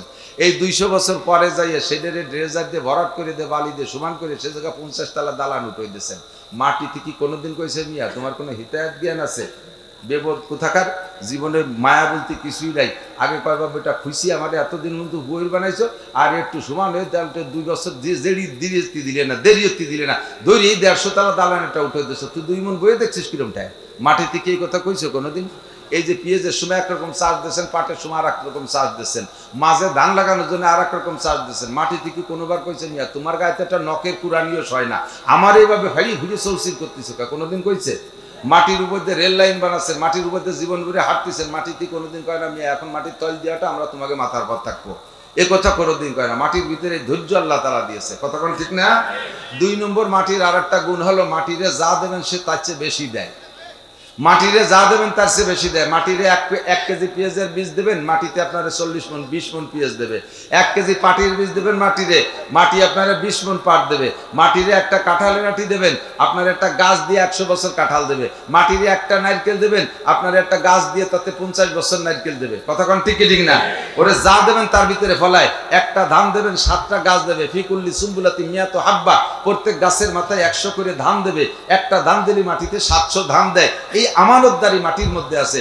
আর আগুনের ভিতরে সম্পূর্ণ বিপরীত। কথা বলেন, আগুনের ভিতরে একটা দান দিলে 500 দান হয়, যেটা দেবে সেটারও পুরো ছাই বানায় ফেলায় দেয়, ঠিক না? মাটির আগুনের ভিতরে নম্রতা আছে, অহংকার এখানে ছাড়িয়ে দিলে নিচের দিক যায় না, উপর দিক যায়, ঠিক না? আগুনের ভিতরে অহংকার। জিনকে বানাইছে, শয়তানকে বানাইছে আগুন দিয়ে, তার ভিতরে খেয়ানত আর অহংকার আছে। এই জন্য আল্লাহ তাআলা মানুষ বানাইছে মাটি দিয়ে, যাতে মাটির ভিতরে নম্রতা, ভদ্রতা আর আমানতদারি পায়। কিন্তু দুঃখের বিষয় হলো এই মাটির বানাইনে মানুষের ভিতরে খেয়ানত পরিপূর্ণ আছে, অহংকারও পরিপূর্ণ আছে। যে আশায় আল্লাহ পাক মাটি দিয়ে মানুষ বানাইছে, আল্লাহ পাকের সেই আশা পূরণ করলো না মানুষে। যুবকরা বেয়াদবি করে, হ্যাঁ যুবক থাম, জ্ঞান দেয়া লাগবে না, ভাষা পাল্টায় দিছে। আগে তো আমাদের আমরা যখন ছোট ছিলাম, মুরব্বীরা ধমক দিলি ভয়তে কোন দিক দিয়ে কিরা কোন দিক দৌড়বে তার ঠিক ছিল না। মুরব্বীরা কথা কন না কেন? একটু কাছের করি, একটু মাইটিয়ে করি খেলতেন, মনে আছে? যদি বড় কাকা মাঝে কাকা আসতো, ওরে বাবা পার শব্দ শুয়ে ফেন খুলিয়ে তুইয়ে স্যান্ডেলের তো ছিল ই না, বাগান ছিঁড়ে 3 মাইল দৌড়তাম, 2 দিনের মধ্যে বাড়ি যেতাম না। এই ছিল আগেরই অবস্থা। আর এখন ছেলে আর বাপে একসাথে মার্বেল খেলে। আগে পোলাপান যখন একটু বিড়ি সিগারেট খাওয়ার শুরু করতো, যখন মানে সবক নেছে, প্রথম একটু বিড়ি খাওয়া সবক নেছে এর কাছে, তখন একটু বলায় খাইতো। মুরব্বীকে দেখলি পারা মুটির মধ্যে পেঁচাই এভাবে কি দেখি আর টের পাতো না, কোন জায়গা ফেলাইছে তা আল্লাহ ছাড়া কেউ জানে না, ঠিক না? আর এখন সেই ছেলে পেলে কেমন হয়েছে, বাপরে কয় আব্বা সিগারেট আছে নাকি? সুবহানাল্লাহ, কথা বল না কেন? এ চলছে কি চলছে না? কথা বলেন। দাঁড়িয়ে খাড়িয়ে পেশাব করতেছে যুবক, যুবক বসে পেশাব করো, যার যার পেশাব সেই করেন, আপনি আমার জ্ঞান দেন নাকি? বলে কি বলে না? শেখ সাদি রহমাতুল্লাহ আলাইহি বলেন, নাশায়াত বনিয়া দমে খাকে জাদ কেদার সর কুনাদ কে বেরতুন দিও বাদ তুরাবা চুনি তুন দিও সরকাশি না পেন্দার মজখা কিয়া জাতেশি। মানুষকে আল্লাহ তাআলা মাটি দিয়ে বানাইছে যাতে এই দুইটা গুণ মাটির মানুষের থেকে প্রকাশ পায়। কিন্তু হে মানুষ, তোমার চাল চলন, উঠা বসা, সারকাশি, বিয়াদবি, গুস্তাকি দেখে আমার মনে হয় না যে তুমি মাটির বানানো আদম সন্তান। আমার মনে হয় যুবক, তোমারে দেখে তুমি আগুনের বানানো ইবলিসের বাচ্চা, তুমি শয়তানের বাচ্চা, শয়তান বলে মনে হয়। কথা বললে নিষেধ করলে আরো লাভ দিয়ে ওঠে। বসে পেশাব করতে গেলে দাঁড়ায় পেশাব করে, দাঁড়ায় পেশাব করতে যে বসতে গেলে ফিরে ঘুরিয়ে আপনার দিকে ফিরে দাঁড়াবে, আর এক বিপদ, ঠিক ঠিক না? এই জন্য আল্লাহ পাক মাটি থেকে মানুষের বানাইছে যাতে মানুষের মধ্যে অহংকার না থাকে। কি দিয়ে বানাইছে কন্ত? মাটি, ডাইরেক্ট মাটিও না, ওই মাটির ভিতরে তো ফসল, সেই ফসল খাওয়াইয়া মানুষ নামে একটা মেশিনের ভিতরে দিয়া সেই খাবাররে আবার রিফাইন করে তার ভিতরে একটু পচা পানি বানাইছে। সেই পচা পানির নাম মিন নুতফা, তাকে বলা হয় নুতফা। আল্লাহকে মিন নুতফা, লাস্টে মাটি দিয়ে সরাসরি যদি আইতে পুতুলির মতো বানাই দিতাম তাও একটা শান ছিল। তোমারে সেই মাটির ভিতরতে ফসল বানাইয়া, ফসলের থেকে ফসলের খাবার বানাইয়া তোমার আব্বা মার পেটের মধ্যে দিয়া সেই জায়গা থেকে তাই সেই খাদ্যকে আবার রিফাইন করে একটু বীর্য বানাইছি। এমন নাপাক পানি যা শরীরের থেকে বেরোয় গেলে আউলাকে সারাগা নাপাক হয়ে যায়, এমন পচা পানি দিয়ে তোমারে বানাইছি। তোমার এত অহংকার আসে কোত্থেকে? মিনহা খালাকনাহু হিসাব করছেন কি দিয়ে বানাইছি? আমার অহংকার আসে কোত্থেকে? এরপরে আল্লাহ পাক বলেন বানাইছি, কিন্তু তুমি মনে করে না যে দুনিয়ার জিন্দেগি শেষ। অফিহা নুইদুকুম, অফিহা নুইদুকুম। খেয়াল করেন আয়াতের তর্জমা, আল্লাহ পাক বলেন নাই যে অফিহা তাউদুন, তোমরা মাটির মধ্যে আবার ফিরে আসবা, এ কথা বলে নাই। যদি বলতো যে বান্দা মেলা মানুষ বানায় ফেলাইছি, সেই আমেরিকা থেকে নিয়ে জাপান পর্যন্ত কিরা কোন জায়গা সবাই বড়াই গেছে, আমি তো তালাশ করে পাচ্ছি না, খুঁজে পাচ্ছি না, তোরা একটু মাটির তলে ফিরে আয়, তাহলে একটাও যেতাম। ওই 50 তলা 200 তলা দালান মানে তার উপর আল্লাহ পারলি তুমি টাই নিলাম, আমরা এখানে আসি থাকবো, যাবো না মাটির তলে, এইভাবে থাকতাম বেকা হয়ে। আল্লাহ কয় ওরকম না, আমিও তো রিকোয়েস্ট করবো না। অবিহা নুরিদুকুম, যে যেখানে থাকিস 100 তলা দালানের উপরে থাকলেও তাকে টান দিয়ে মাটির মধ্যে আনা হবে। গাছের উপরে উঠিস মাটির নিচে আনা হবে। বিমানে চলে থাকিস মাটির মধ্যে আনবো। চাঁদের দেশে চলে যাস মাটির মধ্যে আনবো। মঙ্গল গ্রহে চলে যাস মাটির মধ্যে আনবো। অফিহা নুরিদুকুম, আমি তোমাদের অনুরোধ করে আসতে বলবো না, আমি মাটির মধ্যে এনেই ছাড়বো। প্রমাণ, রাজা বলেন, বাদশা বলেন, যা এমপি বলেন, মন্ত্রী বলেন, ডিসি বলেন, এসপি বলেন, সচিব বলেন, মহাসচিব বলেন, শিল্পপতি বলেন, কোটিপতি বলেন, কেউকে তার দালানে আল্লাহ থাকতে দেয় নাই, সবাইকে কান ধরে মাটির নিচে নিয়ে ছাড়ছে। আমি না অফিহা নুরিদুকুম। এরপরে কয় আইসি মাটির তলে, যেহেতু আর তো বাইসে গেলাম, আর কোনো ঝামেলা নাই। আল্লাহ কা আমিনহা নুখরিজুকুম, সেদিন সে জায়গা আল্লাহ তার বলেন নাই অমিনহা তাখরুজুন, তোমরা মাটির থেকে বেরোয় আসবা। হাসরের মাঠে আল্লাহ ডাক দিয়ে বলবেন না যে বান্দা কে কোন জায়গা মরছিস, মেলা দিন আগের থেকে মরামরি শুরু করছিস, আমি তো তালাশ করে পাচ্ছি না, কে কোন বাগানে আসিস, তোরা একটু উঠিয়ে আসো না, একটু উঠিয়ে আসো। এইরকম মিঠে কথা দিয়ে আল্লাহ উঠবে না। যদি উঠতে কয় নর্মালি একজনও উঠবে না, কারণ আল্লাহ যদি ডাকে ওখানে ডাইয়ে নিয়ে কেরবেন তাতে ভালোই বুঝিয়ে ফেলাইছে আকামজা করে মরছি, তাতে উঠলি ফাঁসার চামড়া থাকবে না, এই জন্য কেউ কোনোভাবে উঠবো না, গাঁথি মেরে পড়ে থাকবো। আল্লাহ কয় ওই ওরকম তেলাইয়ে উঠতে কব না, আমি নুখরিজুকুম, বের করে ছাড়বো। কে কোন জায়গা আছিস ওখান থেকে উঠোই ছাড়বো। ঘাস যেমন গজায় ওই রকম গজাবি। অমিনহা নুখরিজুকুম তারাতান উখরা, আর একটা বার তোমাদেরকে উঠোই ছাড়বো। বিশ্বাস হয়? কথাক্ষণ হয়? মোটেই না। এ কথা মজলিসি বলা লাগে তাই বলতেছেন। যদি আল্লাহর সামনে উঠতে হবে এই কথা শতভাগ বিশ্বাস থাকতো। আর উঠে যে যদি ফাঁকা উঠেছে, আল্লাহ উঠেছে, উঠে নিয়ে ছেড়ে দিয়েছে, যা যে যা পারিস করি বেড়া গিয়ে, এরকমও যদি একটা সুযোগ থাকতো তাহলে একটা কায়দা ছিল। কিন্তু সে জায়গায় আবার আর একটা কথা আছে, কয়লা রাসূলুল্লাহ সাল্লাল্লাহু আলাইহি সাল্লাম মা লা ইয়াজালু কদামা ইবনি আদম ইয়াউম, এই মজার জায়গা দিক, লা ইয়াজালু কদামা ইবনি আদম ইয়াউমাল কিয়ামাতি হাত্তা ইসালান আরবা। আল্লাহ উঠাইয়া 4টি ইমিগ্রেশনে আটকাবে। কয়টা ইমিগ্রেশন? 4টি ইমিগ্রেশন পর্যন্ত যারা বিমান চড়ছেন তারা জানেন ইমিগ্রেশন আছে।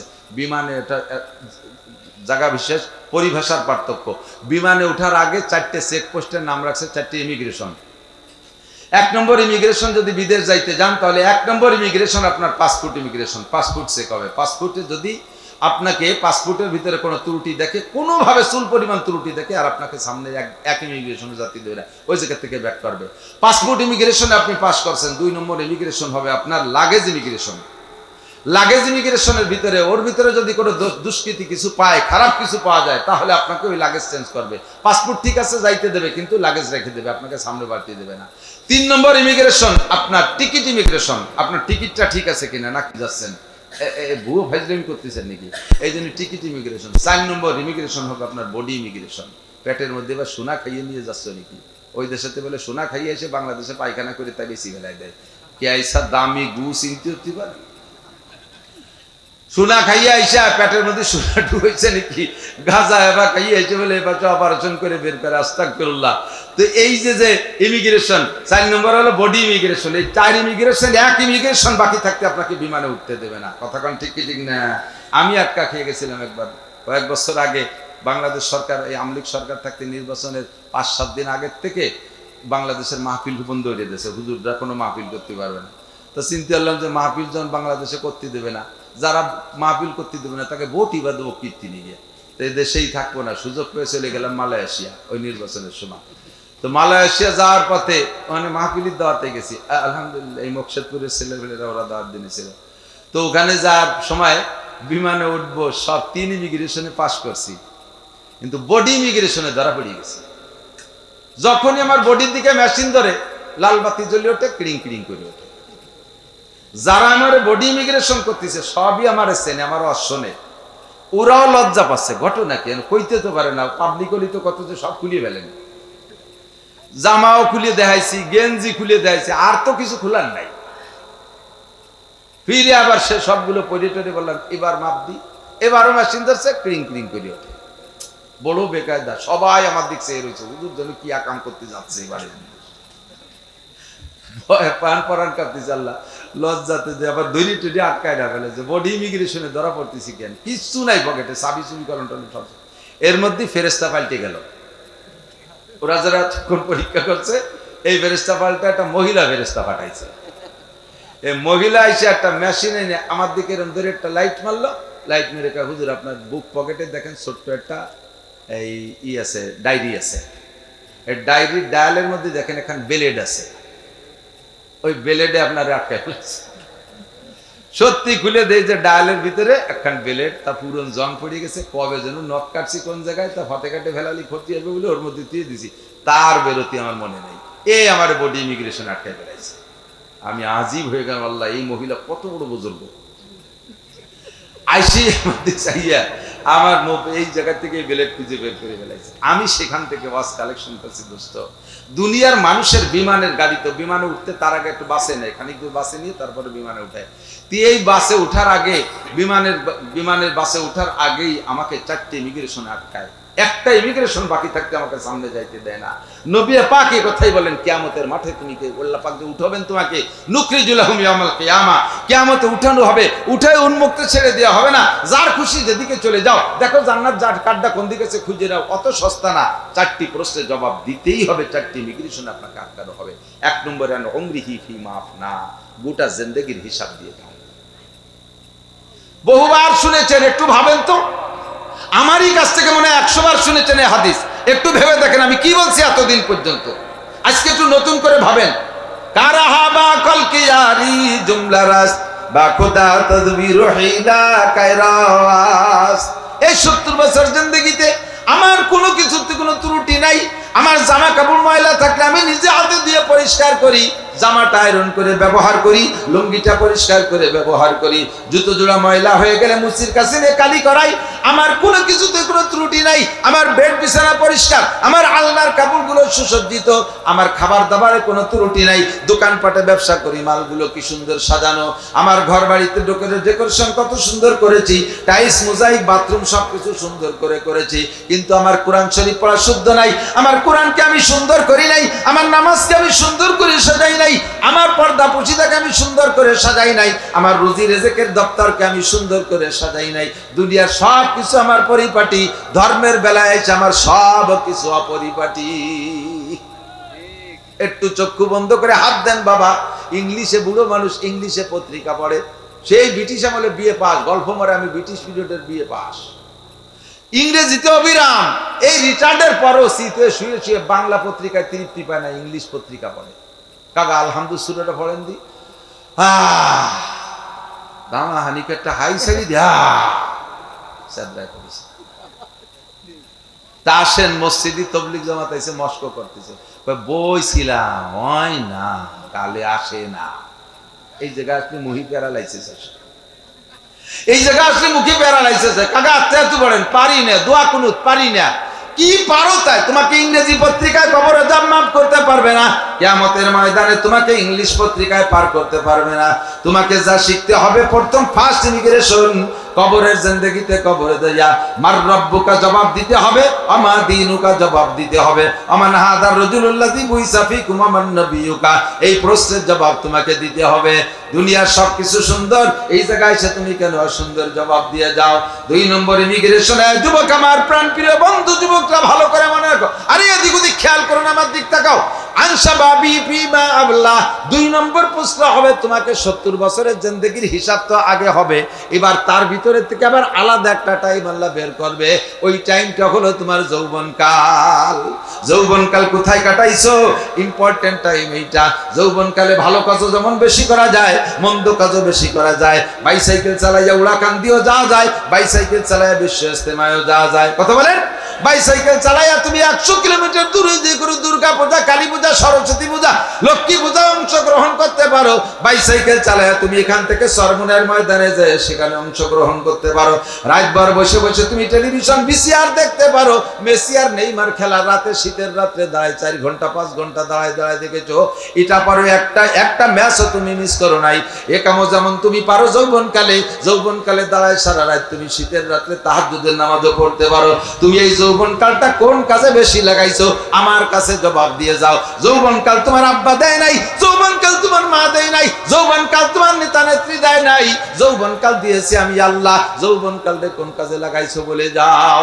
দার জবানি তওবা করদান শিবায়ে পয়গম্বরিস ওয়াক্তে পীরি গুরকে জালেম মিশাওয়াত পরহেজগার। আরে বুড়ো হয়ে গেলে রয়্যাল বেঙ্গল টাইগারও সরমনের হুজুর কাছে মুরিদ হয়। সুন্দরবনের রয়্যাল বেঙ্গল টাইগার বাঘ সেও বসে বসে আল্লাহ বিল্লাহ সুবহানাল্লাহ সুবহানাল্লাহ পড়ে। কাকা এত বুজুর্গ হলেন কে? কাগে লাভ দিলি সামনের দিক 22 হাত যেতাম, এখন লাভ দিলি 3 হাত ফসল যায়, সেটুকু উঠতিয়ে দিনে। এই জন্যই বুজুর্গ হয়ে যায়। এই সব বুড়োরা রাত্রি হেসাক ধরায়, নগর কান্দা সালতার বুড়োরা রাত্রি হেসাক ধরায় কাজী ওরা মানুষ। কথা কান? আরে এখন নাই পড়ে গেছে, বিছানে পড়ে বসে আল্লাহ বিল্লাহ করতেছি। এখন বুজুর্গ অতি ভারী সহজ হয়েছে। শেখ সাদি রহমাতুল্লাহ আলাইহি বলেন, সিংহের মতো শক্তি সাহস সব হয়ে গেছে গত, কোন মতে আসবে সে আসি ভাই খ্যাট শিয়ালের মতো। সিংহের মতো শক্তি সাহস সব চলে গেছে, এখন বৃদ্ধ হইয়া খ্যাট শিয়ালের মতো পড়ে আছি। এই সময় মুরিদ হওয়া ভারী সহজ, কিন্তু যৌবনকালে রক্তের গরম থাকতে যেটা মুরিদ হবে ওইটা হলো নবীওয়ালা স্বভাব। নবী পাক বলেন, আমরা নবীরা কেউ যৌবনকালে আকাম করি নাই। যে যুবকরা যৌবনকালটারে কন্ট্রোল করতে পারবে আমি তাদেরকে সাথে করে নিয়ে জান্নাতের ভিতরে চলে যাবো, আর সে আজিমের নিচে বসায় দেব। এই যৌবনকালের আলাদা হিসেব হবে। একটু বলেন তো, যারা সাবালেগ হয়েছে, সাবালেগের পরের থেকে আজকে পর্যন্ত বুড়ো পর্যন্ত সবাই, আমি সহ সবাই যারা সাবালেগের পরের থেকে উপরে যাদের বয়স, তাদের জিন্দেগিতে এমন এমন আকাম করা আছে কিনা যে আকামগুলো প্রকাশ করা সম্ভব না। Any man, everybody challenge. একটা মানুষও তার এই কি বলা হয় আভ্যন্তরীণ আখলাকের উপরে শতভাগ গ্যারান্টি দিতে পারবে না। প্রত্যেকটা মানুষের জীবনে এমন এমন অন্যায় করা আছে যা ব্যক্ত করা যায় না। আহকামুল হাকিমের এক নাম সত্তার, তার সত্তার মানে গোপন করেনেওয়ালা। আল্লাহ আমাদেরকে গোপন রাখে বিধায় সমাজে মুখ দেখাতে পারি, ঠিক কিনা?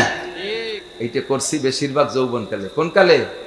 এই যৌবনকালটা। তোমরা যারা এখন যৌবনে আছো, আজকে যদি তুমি তওবা করো, খাস তওবা করো, তুমি আব্দুল গফফার সাহেব হুজুরের চাইতে আল্লাহর কাছে বড় বুজুর্গ হয়ে যাবা। তুমি সরমুনার পীর সাহেবের চাইতে বুজুর্গ হয়ে যাবা। তুমি আজকে তওবা করো, আল্লাহ ভুল করে ফেলেছি, অনেক গাঁজা খাইছি, বিড়ি খাইছি, জিনা করেছি, বহু মেয়েদের সাথে মেয়েদের চরিত্র নষ্ট করেছি, অন্যায় করেছি, অনেকের গাছের ফল ফুল পাড়ি চুরি করে খাইছি, কত মুরগি চুরিয়ে রেখে খোপে আগুন ধরাই দিছি। আল্লাহ তুমি মাফ করো, আজকে তওবা করো, তুমি সবচেয়ে বড় বুজুর্গ। শাহাবুন শাফি ইবাদাতিল্লাহ। আল্লাহ আন শাবাবি ফিমা আবলা। 3 নম্বর হলো ওয়ান মালিহি মিন আইনা ইকতাসাবা ফিমা আনফাকা। 3 নম্বর ইমিগ্রেশন বড় ডেঞ্জারাস। খেয়াল করি কেন 3 নম্বর ইমিগ্রেশনটা খুব ডেঞ্জারাস, বিপজ্জনক। আন মালিহি, মাল সম্পর্কে জিজ্ঞাসা হবে, মিন আইনা ইকতাসাবা ফিমা আনফাকা। এই খুব খেয়াল প্রত্যেকে কামাই করেছো, কোথায় খরচ করেছো বলে যাও। বলবেন আল্লাহ আমার খরচটা বাদে আমি যেভাবে কামাই করছি, তুমি শুনলি তুমি আল্লাহ আশ্চর্য হয়ে যাবা। আল্লাহ কয় এরকম আবার কি হয়? কয় যে আমি ভ্যান চালাইছি 8 ঘন্টা রোজা থাকিয়ে, মাথার ঘাম পায়ে চলে গেছে, ভিতরে রসকস কিছু নাই, একটা রোজা আমি রমজান মাসে ছাড়ি নেই, ভ্যান চালাই কামাই করছি। টাকাটা বড় কঠিন হালাও না? কেউকে মনে কষ্ট দিয়ে নেইনি, টাকা নামাই দেওয়ার পরে বলছে যা দেন সে তাই দেশে, এইভাবে কষ্ট করে কামাই করছি। তুমি বলো আল্লাহ আমার ইনকাম কি হালাল কিনা? হ্যাঁ, শতভাগ। খরচ করছো কোথায়? শনিবারে ব্যারাকের কিস্তি দিছি,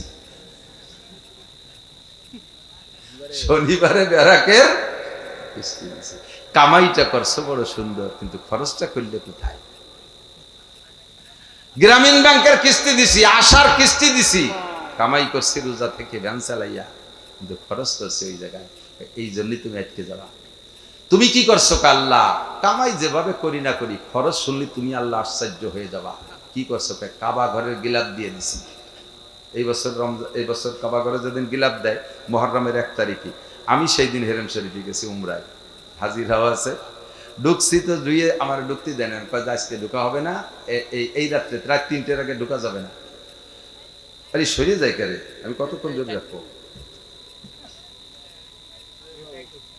কাবা ঘরের গিলাপের গায়ে 1400 কেজি ওজন, প্রায় 1.5 টন কেরান দিয়ে উঠায়। এর গায়ে দেখছেন ওই যে সোনালী রঙের লেখা, অকনে এমনি নর্মাল সুতো দিয়ে লেখা না, 114 কেজি স্বর্ণ দিয়ে ওই লেখাটা, হুবহু স্বর্ণ, 114 কেজি। জায়গায় জায়গায় সাদা লেখা দেখেন না, ওটাও সাদা সুতো দিয়ে না, রূপো দিয়ে লেখা, 60 কেজি রূপো, 114 কেজি স্বর্ণ, 60 কেজি রূপা। আর এই বিশ্ববিখ্যাত দামি কাপড় দিয়ে আল্লাহ আমি কাবা ঘরে গিলাপ দিছি। আল্লাহকে টা পাইলি কোয়ানে, ওই রাস্তায় দাঁড়াইয়ে মুসাফা করি করে নিছি। আমার দুটো এনজিও ছিল, ওই এনজিও থেকে ভালো টাকা আসতো, দেখলাম যে কি করবো, তাই যে তোমার কাবা ঘরের গিলাপ দিছি। আল্লাহকে জুতোর বাড়ি হবে তো। শয়তান, তুই সুদিয়া টাকা, ঘুষিয়া টাকা, চুরা টাকা, ডাকাতি করা টাকা, টন মারা টাকা, গরিবের মুখের থেকে টাকা কাড়িয়ে না, বয়স্ক মানুষকে বৃদ্ধ বয়স্ক ভাতা করতে যে সেই টাকা দিয়া সেই টাকা কামাই করে, তাই যে তুই আমার কাবা ঘরে গিলাপ দিছি। শয়তান, দাঁতের মারি ভেঙে গেল, তোমারও উপায় নেই। লা সাদকাতা মিন গুলুল, খেয়াল রাখবেন দুইটা জিনিস। কামাই আপনি, আপনার অত মোটা দান করা লাগবে না, আপনার দানের অপেক্ষায় তো আল্লাহর দিন ঠিকই থাকে না। হাজার হাজার মানুষ টাকা পয়সা দিচ্ছে না, তাতে কি দিন ঠিকই আছে? তাতে দিন ঠিকই আছে। বরঞ্চ বলতে যে আশ্চর্য হয়ে যায়। আব্দুল কাইম ভাই জিজ্ঞেস করতেছিল কেমন চলতেছেন মাদ্রাসা, বললাম যে আমরা তো গোপালগঞ্জে পাইকারি আমলিগির আড্ডা, নিজলি আমাকে ওদিকে দিলেই তুই ডাকে ম্যাও ম্যাও করে শোনা যায়, নৌকো নৌকো নৌকো, এত লোক, একেবারে মাদ্রাসার পেটের মধ্যে নৌকো, সব নৌকো আর নৌকো। তা আমাদের তবে ওদিকের আওয়ামী লীগের একটা স্বভাব ভালো ছিল, তারা কখনো আমাদের ওলামায়ে কেরামের সাথে বেয়াদবি ব্যবহার করে নাই, খুব সদ্ব্যবহার এবং পর্যাপ্ত মাদ্রাসা করে, খুব দান করে আওয়ামী লীগের লোকজন মাদ্রাসায়। কিন্তু এই ঝামেলার পরে আমলিগালারা চলে গেছে, কিটা কনে তালাশ করে পাচ্ছি না, এখন দুশ্চিন্তায় পড়ে গেলাম যে মাদ্রাসা চালাবো কি দিয়ে, টাকা দেয় আমলিগালারা, তারা নাই, মাদ্রাসা চালাবো কি দিয়ে। দেখলাম যে এই বছর আরো ভালো চলতেছে। কারণ কি? কারণ কি শুনুন, কারণ হলো এই বছর আমাদের তাওয়াক্কুলটা, তাওয়াক্কুল পর্যন্ত ভরসা, তাওয়াক্কুল মানে কি, এতদিন মাদ্রাসা করছি দিনের জন্য, কিন্তু ভরসা ছিল যে অমুক শিল্পপতি দেবে, অমুক অফিসার দেবে, অমুক নেতা দেবে, এই অমুকের দিকে একটু নজর ছিল। এবার সে অমুকের গোষ্ঠী সব সেরি চলে গেছে, এখন দেওয়ার মতো দুনিয়ায় কোনো মানুষ নাই, বিলকুল মুনাজাত উপর দিকে উঠে গেছে। আগে হাত এই দিক পারতাম, এখন হাত উপর দিক পারতে, আল্লাহ হয়ে গেছে কাম। আল্লাহ পাক ঠিক আছে, এখন তাওয়াক্কুল কাছাচ্ছে, আমি আল্লাহ পাক রব্বুল আলামিন ব্যবস্থা করব, অফিস সামায় রিজকুকুম, আসমান থেকে রিজিক পাঠাবো। এই জন্য বিগত সব বছরের চাইতে বছর ভালো আছি, সব বছরের চাইতে আমার মাদ্রাসা নিয়ে ভালো আছি। ইতিমধ্যে আমি প্রায় 30 লক্ষ টাকা, 30-35 লক্ষ টাকার কাজ এই বছর করছি। যে 35 লক্ষ টাকা যে কোত্থেকে আসে তা আমিও জানি না, এখনো মাদ্রাসা চালু রাখছি। এখন আর কালেকশনের কিছু নেই, আমি মাদ্রাসা মসজিদের কাজ হাত দিছি, বলছে কাজ চলতেই থাকবে, কাজ চলতেই তাহলে থাকবে। আল্লাহ যদি আমার মাঠে রাখে, দুটো পয়সা আল্লাহ দেয়, এই দিয়ে আমি মাদ্রাসার কাজ চালাই নেবো, আমি আর কোথাও হাত দেবো না, কালেকশন সব বাদ। ওমাই ইয়াতাওয়াক্কাল আলাল্লাহ ফাহুয়া হাসবুহু, যে আল্লাহর পর ভরসা করে আল্লাহই তার জন্য যথেষ্ট হয়ে যায়। কথা বলুন ঠিক ঠিক না? সব কিছু থেকে ভরসা বাদ। রুজি দেয় কে? খাবার দেয় কে? এই যে পর্যাপ্ত বৃষ্টি কে দেয়? একটু দুনিয়ার রাজা বাচ্চারা এত কিছু পারে, এই ডোনাল্ড ট্রাম্প আইসে বাংলাদেশের বৃষ্টি ঠেকাই দিয়ে যাদি, এ নেতানিয়াহু এত বারিশ, বাংলাদেশের বৃষ্টি ঠেকাই দিয়ে যা। আর যখন বৃষ্টি হয় না তখন তোর 14 গোষ্ঠী নিয়ে 1 ফোঁটা বৃষ্টি নামাই দিয়ে যা, পারবে? বৃষ্টি কার হাতে? খরা কার হাতে? আপনাদের পিএস কার হাতে? ভয় নাই, কালেকশন করবো না, যে চাষ দিয়েছে 1 মাঠে 2 চাষ দিলি মাটি নষ্ট হয়ে যায়। আর হবে না। আলহামদুলিল্লাহ, আপনাদের এলাকার মানুষকে আল্লাহ তাআলা আলাদা কায়দায় তৈরি করছে। এই নগরকান্দা সালতার পিএস আমার মাদ্রাসার সাইন করা রয়েছে। 1 মসজিদে গেছি, সেই মসজিদে 42 মন দিয়েছে নিজেরা উঠাইয়ে। এর আগের বছর সালতা এই বাহিদ্দে 1 মসজিদে দিয়েছে 50 মন, ওই 8 গড় ইউনিয়নের সোহাগ চেয়ারম্যান তার মসজিদে দিয়েছে 50 মন, 1 বছর 100 মনে একটা মাইপিয়ে কাটায় মুখে দিয়ে দিয়েছে। আরো খালি আমারে না, প্রত্যেকটা মাদ্রাসায় দেয়।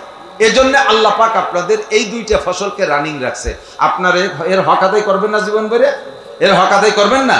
ফসলের হক আদায় করবেন, হিসাব করে মিনিমাম 40 ভাগের 1 ভাগ দিয়ে দেবেন, কমপক্ষে 40 ভাগের 1 ভাগ। 100 মণ পেঁয়াজ পাইলে 2.5 মণ দিয়ে দেবেন। 50 মণ পাট পাইলে তার থেকে 1 মণ 10 কেজি 50 কেজি পাট আপনি আল্লাহর রাস্তায় দান করে দেবেন। আগামী বছর আপনার পাট আরো সুন্দর হবে। বিশ্বাসটা হয় একটাবার আল্লাহকে একটু ট্রাই করে দেখবেন। এবার কুরবানি ওয়াজিবই নেই, কোনো মতে চাইনি টুনে এর কাছ থেকে কয় টাকা উদরি হলে একটু আপনি কুরবানি দেন, দেখবেন আগামী বছর আল্লাহ আপনার তৌফিক দিয়ে দেবে। আগামী বছর এটা একটা দেওয়ার তৌফিক হয়েছে, ছোট মোটো একটা জ্যাকটুক একটা দেওয়ার তৌফিক হয়েছে, তার সাথে কষ্ট করে একটু বাড়ায় দেবেন। আপনি 50,000 টাকা দিয়ে একটা গাই কিনতে পারেন, ওর ভিতরে কষ্ট করে 10,000 টাকা খরচ করে 60,000 টাকা দিয়ে একটা ভালো গাই কেনেন। আগামী বছর দেখবেন আল্লাহ পাক আপনাকে 1 লাখ টাকা দিয়ে একটা আইডিয়া কেনার তৌফিক দিয়ে দিচ্ছে। করা যাবে না? 3 নম্বর প্রশ্ন, মালিহি, মাল সম্পর্কে, মিনাইন ইকতাসাবা ফিমা আনফাকা, কোথা থেকে কামাই করছে, কোথায় খরচ করেছে, একটু পরিষ্কার করবেন। বাবা আজকে একটু পরিষ্কার করবেন, এখন থেকে একটু খাস তওবা করেন তো, একেবারে খাস তওবা করেন তো মনের থেকে, যে রুজি যেহেতু আল্লাহই দেয়, বানাইছে আমাকে আল্লাহ পাক, আল্লাহ পাক আমার জন্য রিজিকের ব্যবস্থা অবশ্যই রেখেছে। কথা বলেন, রেখেছে? আজ রাখছে কি রাখে নাই? আল্লাহ পাক রুজির ব্যবস্থা রেখেছে। তা আল্লাহকে হারাম রুজি রাখছে না হালাল রুজি? পাক্কা সিদ্ধান্ত নেন, কোন সমিতির থেকে টাকা তুলবো না। পারবেন? এই নিয়ত করতে পারবেন? দেখি কারা কারা যা নিয়েছেন এই টাকা ফেরত দেওয়ার পরে, এটা পরিশোধের পরে আর সমিতির টাকা নেব? বলেন নেব? একটু হাত নেড়ে বলেন নেব না, নেব না, আর সমিতির টাকা নেব না, হারাম টাকার খাবো। আল্লাহ কবুল করুক, দেখবেন রুজির বরকত আসছে। বিভিন্ন রোগ ব্যাধি থেকে আল্লাহ হেফাজত করবে, মালি মামলার থেকে হেফাজত করবে, এই আভ্যন্তরীণ দ্বন্দ্ব কলহ গ্যাঞ্জাম ফাসাদ মারামারি থেকে আল্লাহ তাআলা আপনাদেরকে রক্ষা দেবে। ইনশাআল্লাহ ভালো থাকবেন। 4 নম্বর প্রশ্ন কই শেষ, দোয়া করে দেবে, দিক তাকান। 4র্থ নম্বর ইমিগ্রেশন হলো মাজা আমিলা বিমা আলিমা। কম শেখেন নাই, আজকেও কম শেখেন নাই, অনেক কথা শিখছেন। যা শিখছো এরপর আমল করছো, কটুক কয়ে যাও। না জানা মানুষের এক কথাতে, আল্লাহ আমি যদি জানতাম তাহলে কি আমল না করে ছাড়তাম, আমি তো সে জানি নেতা কি এরবো, এই বুকা সাজে বেহা হয়ে পড়ে গেলেন, আল্লাহ পাক একটা দেশেন দিলে দিতে। কিন্তু জানিয়ে শুনি আমল করেন নাই, এই লোকটা ধরা খাবেন বেশি। সবচাইতে বেশি ধরা খাবে আলেম ওলামারা, সবচেয়ে বেশি। তাফসীরে মারিফুল কোরআনের ভিতরে মুফতি শফি সাহেব রহমাতুল্লাহ আলাইহি লিখেছেন, আল্লাহু আকবার, এদিক তাকান, মুফতি শফি সাহেব কি একটু না করি চেনবেন না তো? বাংলাদেশের বর্তমানে সারা বাংলাদেশ, সারা পৃথিবীর বললে ভুল হবে না, হাদিসের উপরে এবং ফিকহের উপরে, ফতোয়ার উপরে সবচাইতে বড় আলেম মুফতি আব্দুল মালিক সাহেব, আমাদের বাইতুল মোকাররমের ইমাম সাহেব। আব্দুল কাইয়ুম সাহেব না, ওনার এসে আব্দুল মালিক সাহেবের ছাত্র। আব্দুল কাইয়ুম সাহেবও পড়াইতে পারে এরকম বহুত বড় বড় আলেম আছে, তারা আব্দুল মালিক সাহেবের ছাত্র। এই আব্দুল মালিক সাহেবের উস্তাদ হলো এর এই পাশে কথা কয় কারা, এই 3টে পান আনছে, একটা মানসির, একটা গরু, একটা ছাগলের, এই গল্প। আব্দুল মালিক সাহেবের উস্তাদ আবুল ফাতা আবু গুদ্দাহ। আবুল ফাতা আবু গুদ্দাহ সাহেবের কাছে পাঠাইছে আব্দুল মালিক সাহেবরে পাকিস্তানের চিফ জাস্টিস মন্ত্রী তকি উসমানী। পাকিস্তানের তকি উসমানীকে বলা হয় বর্তমানে সারা পৃথিবীর সবচাইতে বড় মুরব্বী মুফতি। এই তকি উসমানীর আব্বা হলো মুফতি শফি সাহেব রহমাতুল্লাহ আলাইহি। মুফতি শফি সাহেব রহমাতুল্লাহ আলাইহি হুসাইন আহমদ মাদানী রহমাতুল্লাহ আলাইহির একেবারে খাস শাগরেদ, প্রথম শ্রেণীর শাগরেদ। এই মুফতি শফি সাহেব রহমাতুল্লাহ তাফসীরে মারিফুল কোরআনের ভিতরে লেখছে, সাধারণ পাবলিক কিয়ামতের ময়দানে মোটা মোটা কয়েকটা জবাব দিয়ে পার হয়ে জান্নাতে চলে যাবে। সাধারণ পাবলিককে আল্লাহ তাআলা তাহাজ্জুদের কথা জিজ্ঞাসা করবে না। आलेम अगर तहज्जुद ना पढ़े वो आलेम दरकिनार वो मुसलमान ही नहीं रहेगा। आलेमरा यदि तहज्जुद ना पढ़े तो आलेम तो दूरेर कथा से मुसलमानই থাকে না। आलेमদের উপরে এত কড়াকড়ি, আলেমরা জানে বেশি, তাদের কড়াকড়ি বেশি। আপনারা আজকে অনেক কথা শুনেছেন, অনেক কথা শিখছেন, অনেক কথা শুনছেন না, আরো অনেক কথা আগের থেকেও জানেন। এই জানা কথাগুলোর পর কতটুকু আমল করছেন কিয়ামতে জবাব দিতে হবে। এই জবাব রেডি করিয়ে তারপরে মনে করে যে মিনহা খালাকনাকুম আফিহা নুঈদুকুম আমিনহা নুখরিজুকুম তারাতান উখরা। পলায় লুকায় থাকতে পারবো না কোনো মাটির তলে। আল্লাহ পাক যেমন প্রথমবার মাটির থেকে উঠাইছে ওরকম আবার মাটির মধ্যে নিল, আবার শেষবার উঠাইতে পারবে, কোনো সন্দেহ নাই। উঠেই আল্লাহর সামনে 4 প্রশ্নের জবাব দিতে হবে। আমাদের কাহারও দ্বারা জবাব দেওয়া সম্ভব না। আল্লাহ বিনা প্রশ্নে বিনা জবাবে আমাদেরকে পার হওয়ার ব্যবস্থা করে দিও, জোরে বলেন আমিন। আর এর জন্য সেভাবে প্রিপারেশন, সেভাবে প্রস্তুতি এখন থেকে নিতে হবে। আমার যুবকরা, তোমাদের উপরে আমার বিশেষ অনুরোধ, আজকে থেকে পাক্কা তওবা করো। জীবনে কোনোদিন দুর্গা পূজায় যাব, কোনোদিন দুর্গা পূজায় যাবা না। হিন্দুদের কোনো প্রতিষ্ঠান, কোনো প্রোগ্রামেই যাবা না, তারা আসে নাই। আমি কিছুদিন আগে এই মকসেদপুরের ভিতরে ওই কাউনিয়া তারাইল আছে না, কাউনিয়া তারাইল, ওখানে একটা জুমা মসজিদে তার উদ্বোধনীতে আমাকে দাওয়াত দিছে, আসি জুমার নামাজে। পাশে সব হিন্দু, কয় ঘর মুসলমানের সেটা মসজিদ বানাইছে। জুমার দিন মাইকে বয়ান করতেছি, আমাদের কথা শুনিয়ে হিন্দু পোলাপান গুলো মসজিদের দ্বারা এসে দাঁড়াইছে। তার মারা আইসে সে পিঠেই পিঠেই বাড়ি নিয়ে গেছে, ধ্যানে দাঁড়াইছিস কে, যদি শুনি হৃদায়ত হয়ে যায় সেই বইতে, এই বইতে বাচ্চাকে নিয়ে গেছে। তাদের বাচ্চাকে নিয়ে গেল। আপনার বাচ্চা হিন্দুদের কত পূজায় যায়, কত মেলায় যায়, আপনি আব্বা কয়দিন খেয়েছেন, মারা কয়দিন, আরো আরো টাকা দেয়, যাও শুনে যাও, গোড়া গাদা কিনে নিয়ে এসো, দুটি শুয়োরের বাচ্চা শুয়োর কিনে নিয়ে এসো। ওই মাটিতে শুয়োর বানাইছে, সেই শুয়োরের বাচ্চা শুয়োর কিনে আনতে বানাইছে। এই সমস্ত আকাম করতে পাঠাবেন না। আমরা কোনোদিনও হিন্দুদের কোনো প্রোগ্রামে যাব, ওরা আমাদের বন্ধু না, কোনো কালেও বন্ধু না, ওরা আমাদের জীবনেও বন্ধু না। আমাদের সাথে মিলেমিশে থাকে, আমাদের ভিতরে ব্যবসা বাণিজ্য করে, আমাদের থেকে টাকা কামাই করে নিয়ে ইন্ডিয়া দালান বানায়, বাংলাদেশে পয়সাওয়ালা খুব কম দালানি বানায়, এই দেশের টাকা ওই দেশে নিয়ে যাচ্ছে। আমাদের সাথে মিলেমিশে থাকে, তাদের সাথে শত্রুতাই করবো না, তাদের মন্দির ভাঙবো না, তাদের মূর্তি ভাঙবো না, তাদের ধর্মের পর আঘাত করে কোনো কথা বলবো না, তাদের সাথে সৎ ব্যবহার করবো, কিন্তু তাদের কোনো ধর্মীয় প্রোগ্রামে যাব না, সেখানে কোনো চাঁদা দেবো না, তাদের কোনো সহযোগিতা করবো না। ঠিক আছে ইনশাআল্লাহ? আর নিয়মিত আজান হইলে মসজিদে যাব। আর এই সব কথাগুলোর পর আমল করা সহজ হলো একটা পদ্ধতিতে, তবলিগে 3 দিন 1 চিল্লা 3 চিল্লা সময় লাগাইলে, তবলিগে একটু সময় লাগাইলে। আর আমাদের কাছে আছে আমাদের বড় নিয়ামত, বড় গনিমত নিয়ামত, দূরে যাওয়া লাগে না। আপনারা নগরকান্দাবাসী, আপনাদের জন্য সালতাবাসী, আপনাদের জন্য সবচেয়ে সহজ, প্রত্যেক সপ্তাহে, প্রত্যেক মাসে মুফতি আব্দুল গফফার সাহেব হুজুর দামাত বরকাতুহুল মজলিসে যাবেন, নূর নিয়ে আসবেন। হাজার হাজার আলেমরা যে পাগলের মতো বসে থাকে, বোকার মতো বসে থাকে, পেট ভরে খাবার নিয়ে আসে, একটু যাওয়া যাবে না ইনশাআল্লাহ? আজকে একটু আমরা এখানে প্রতিজ্ঞা করি, একটু হাত দেখাবেন যে সামনে মাসিক ইজতেমা, মাসিক মজলিস, হুজুরি নাম রাখছে মজলিস, এই মাসিক মজলিসে আমরা সামনে মজলিসে কে কে যাবো, একটা হাল্লাকে হাত দেখা নিয়ত করে ফেলেন, 29 তারিখ এই মাসের, এই অক্টোবর মাসের 29 তারিখ যাওয়া যাবে ইনশাআল্লাহ। আপনার গাড়ি ভরে দল ধরে যাবেন ইনশাআল্লাহ, ওখানে যে একটা রাত কাটায় আসবেন, দেখবেন আমলের একটা জজবা পয়দা হবে ইনশাআল্লাহ।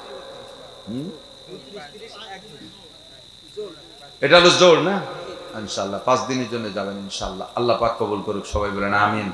তো আল্লাহ পাক আমাদেরকে ওখানেও যাওয়ার তৌফিক দিক। আর উড়াকান্দি যাবেন তো না? উড়াকান্দি একটু যাতিয়ে না, তাহলে উড়াকান্দি না গেলে এর চেয়ে বলা ভুল হবে। আমাদের যাওয়ার জায়গা একটা জায়গা মক্কা মদিনা, যাবেন কি? নারায়ে তাকবীর। আল্লাহ হাতগুলোকে কাবার গায়ে পৌঁছাই দিও, আল্লাহ রুকনে আমানির কাছে এই হাতগুলো পৌঁছাই দিও, হজরে আসওয়াদের কাছে পৌঁছাই দিও, আল্লাহ রসুলের রওজায় হাত দেওয়ার তৌফিক দিও, মক্কা মদিনার জমিনে হাত রেখা সিজদা দিয়ে নামাজ পড়ার তৌফিক দিও, হাতওয়ালাদের মুখে তোমার হাতের খাবার খাওয়াই দিও, হাতওয়ালাদের মুখে হাউজে কাউসার পান করাই দিও, হাসরের মাঠে রসুলের সাথে মুসাফায় হাত ধরাইয়া জান্নাতে পাঠাই দিও। যাবেন তো হজে ইনশাআল্লাহ? আল্লাহ কবুল করুক, বলেন আমিন। হজের জন্য একটা বুকিং দিতে হয়। এবার উমরার জন্য মিনিমাম 2 লাখ টাকা লাগে, হজের জন্য 5-6 লাখ টাকা লাগে। হজের বড় প্যাকেজ, ওই যে গড়ি টাওয়ার দেখেন না, একটা গড়ি বিল্ডিং, ওটা হলে 125 তালা, ওইটার ভিতরে থাকতে হলে সবচেয়ে ভাড়া বেশি লাগে। হজের খরচ পড়ে 13 লাখ টাকা একজনের, 13 লাখ। তাহলে ওই বিল্ডিংয়ে থাকা যায়। হজের যে দাম বেশ কম না, এটা হলো হোটেলের পর নির্ভর করে, দূরত্বের পর নির্ভর করে। আপনারা 10 কিলোমিটার দূরে রাখবে, 3 লাখ টাকায় হজে নিতে পারে, কারণ সে জায়গায় হোটেলের কোনো দাম নাই, হোটেলের ভাড়া কম। যত কাছে থাকবেন তত ভাড়া বেশি, যত ডাটের জায়গায় থাকবেন তত ভাড়া বেশি। এই জন্য হজের দাম বেশ কম হয়ে যায়। বাকি বলে এই মক্কা, একই মক্কা, ওয়ানো মক্কা আনে মক্কা, এতটা বেশ কম কেন? এটা না গেলে বুঝবেন না। তো এই লম্বা লম্বা মোটা মোটা প্যাকেজে আল্লাহ যদি কবুল করে যাবেন ইনশাআল্লাহ। এর জন্য একটা প্রস্তুতি নিতে হবে না? আপনি যে হজের নিয়ত করছেন, সত্যি মনের থেকে হজ করবেন বলে নিয়ত করছেন, এর জন্য আল্লাহ পাক রব্বুল আলামিনের হজ ফান্ডে একটা 100টা টাকা আপনি জমা দেবেন, যে আজকে আমি 100 টাকা হজের নিয়তে জমা দিলাম, এই টাকাকে ওসিলা করে আল্লাহ তাআলা আমার বাকি হজের টাকা জোগাড় করে দিক, আমি ইনশাআল্লাহ একদিন হজে যাব। এই 100 টাকা জমা দিলেন কেমন যেন, আপনি হজের নিয়ত করে জমা দেবেন। এই টাকাটা আমরা এখানে মাদ্রাসায় খরচ করে ফেলবো, আর বাকি আপনাদের জন্য হজ পর্যন্ত দোয়া করবো। আল্লাহ, লোকটা 100 টাকা দিছে, তুমি তারে বাকি হজের টাকা জোগাড় করার তৌফিক দিও। আছে পকেটে আছে 100 টাকা, একটু দেখাবেন কার কার নিয়ত আছে হজ উপলক্ষে 100 টাকা দেবেন ইনশাআল্লাহ। হজ উপলক্ষে 100 টাকা, 100 না থাকলে 50, 50 না থাকলে 20, না হলে 10 টাকা থাকলে আল্লাহ আজকে যদি 100 টাকা থাকতো তাহলে দিতাম। মোটে 10টা টাকা আছে, তাই বলে আমি হজ উমরায় যাব না। আল্লাহর কাছে দোয়া করে আল্লাহ আপনাকে এই টাকার বিনিময়ে মাশাআল্লাহ মাশাআল্লাহ জাযাকুমুল্লাহ। ছাত্ররা যাবে, সবাই তো উঠে আসতে পারবেন না, আপনাদের ভিতরে যাবে ইনশাআল্লাহ। এই হজের নিয়তে 100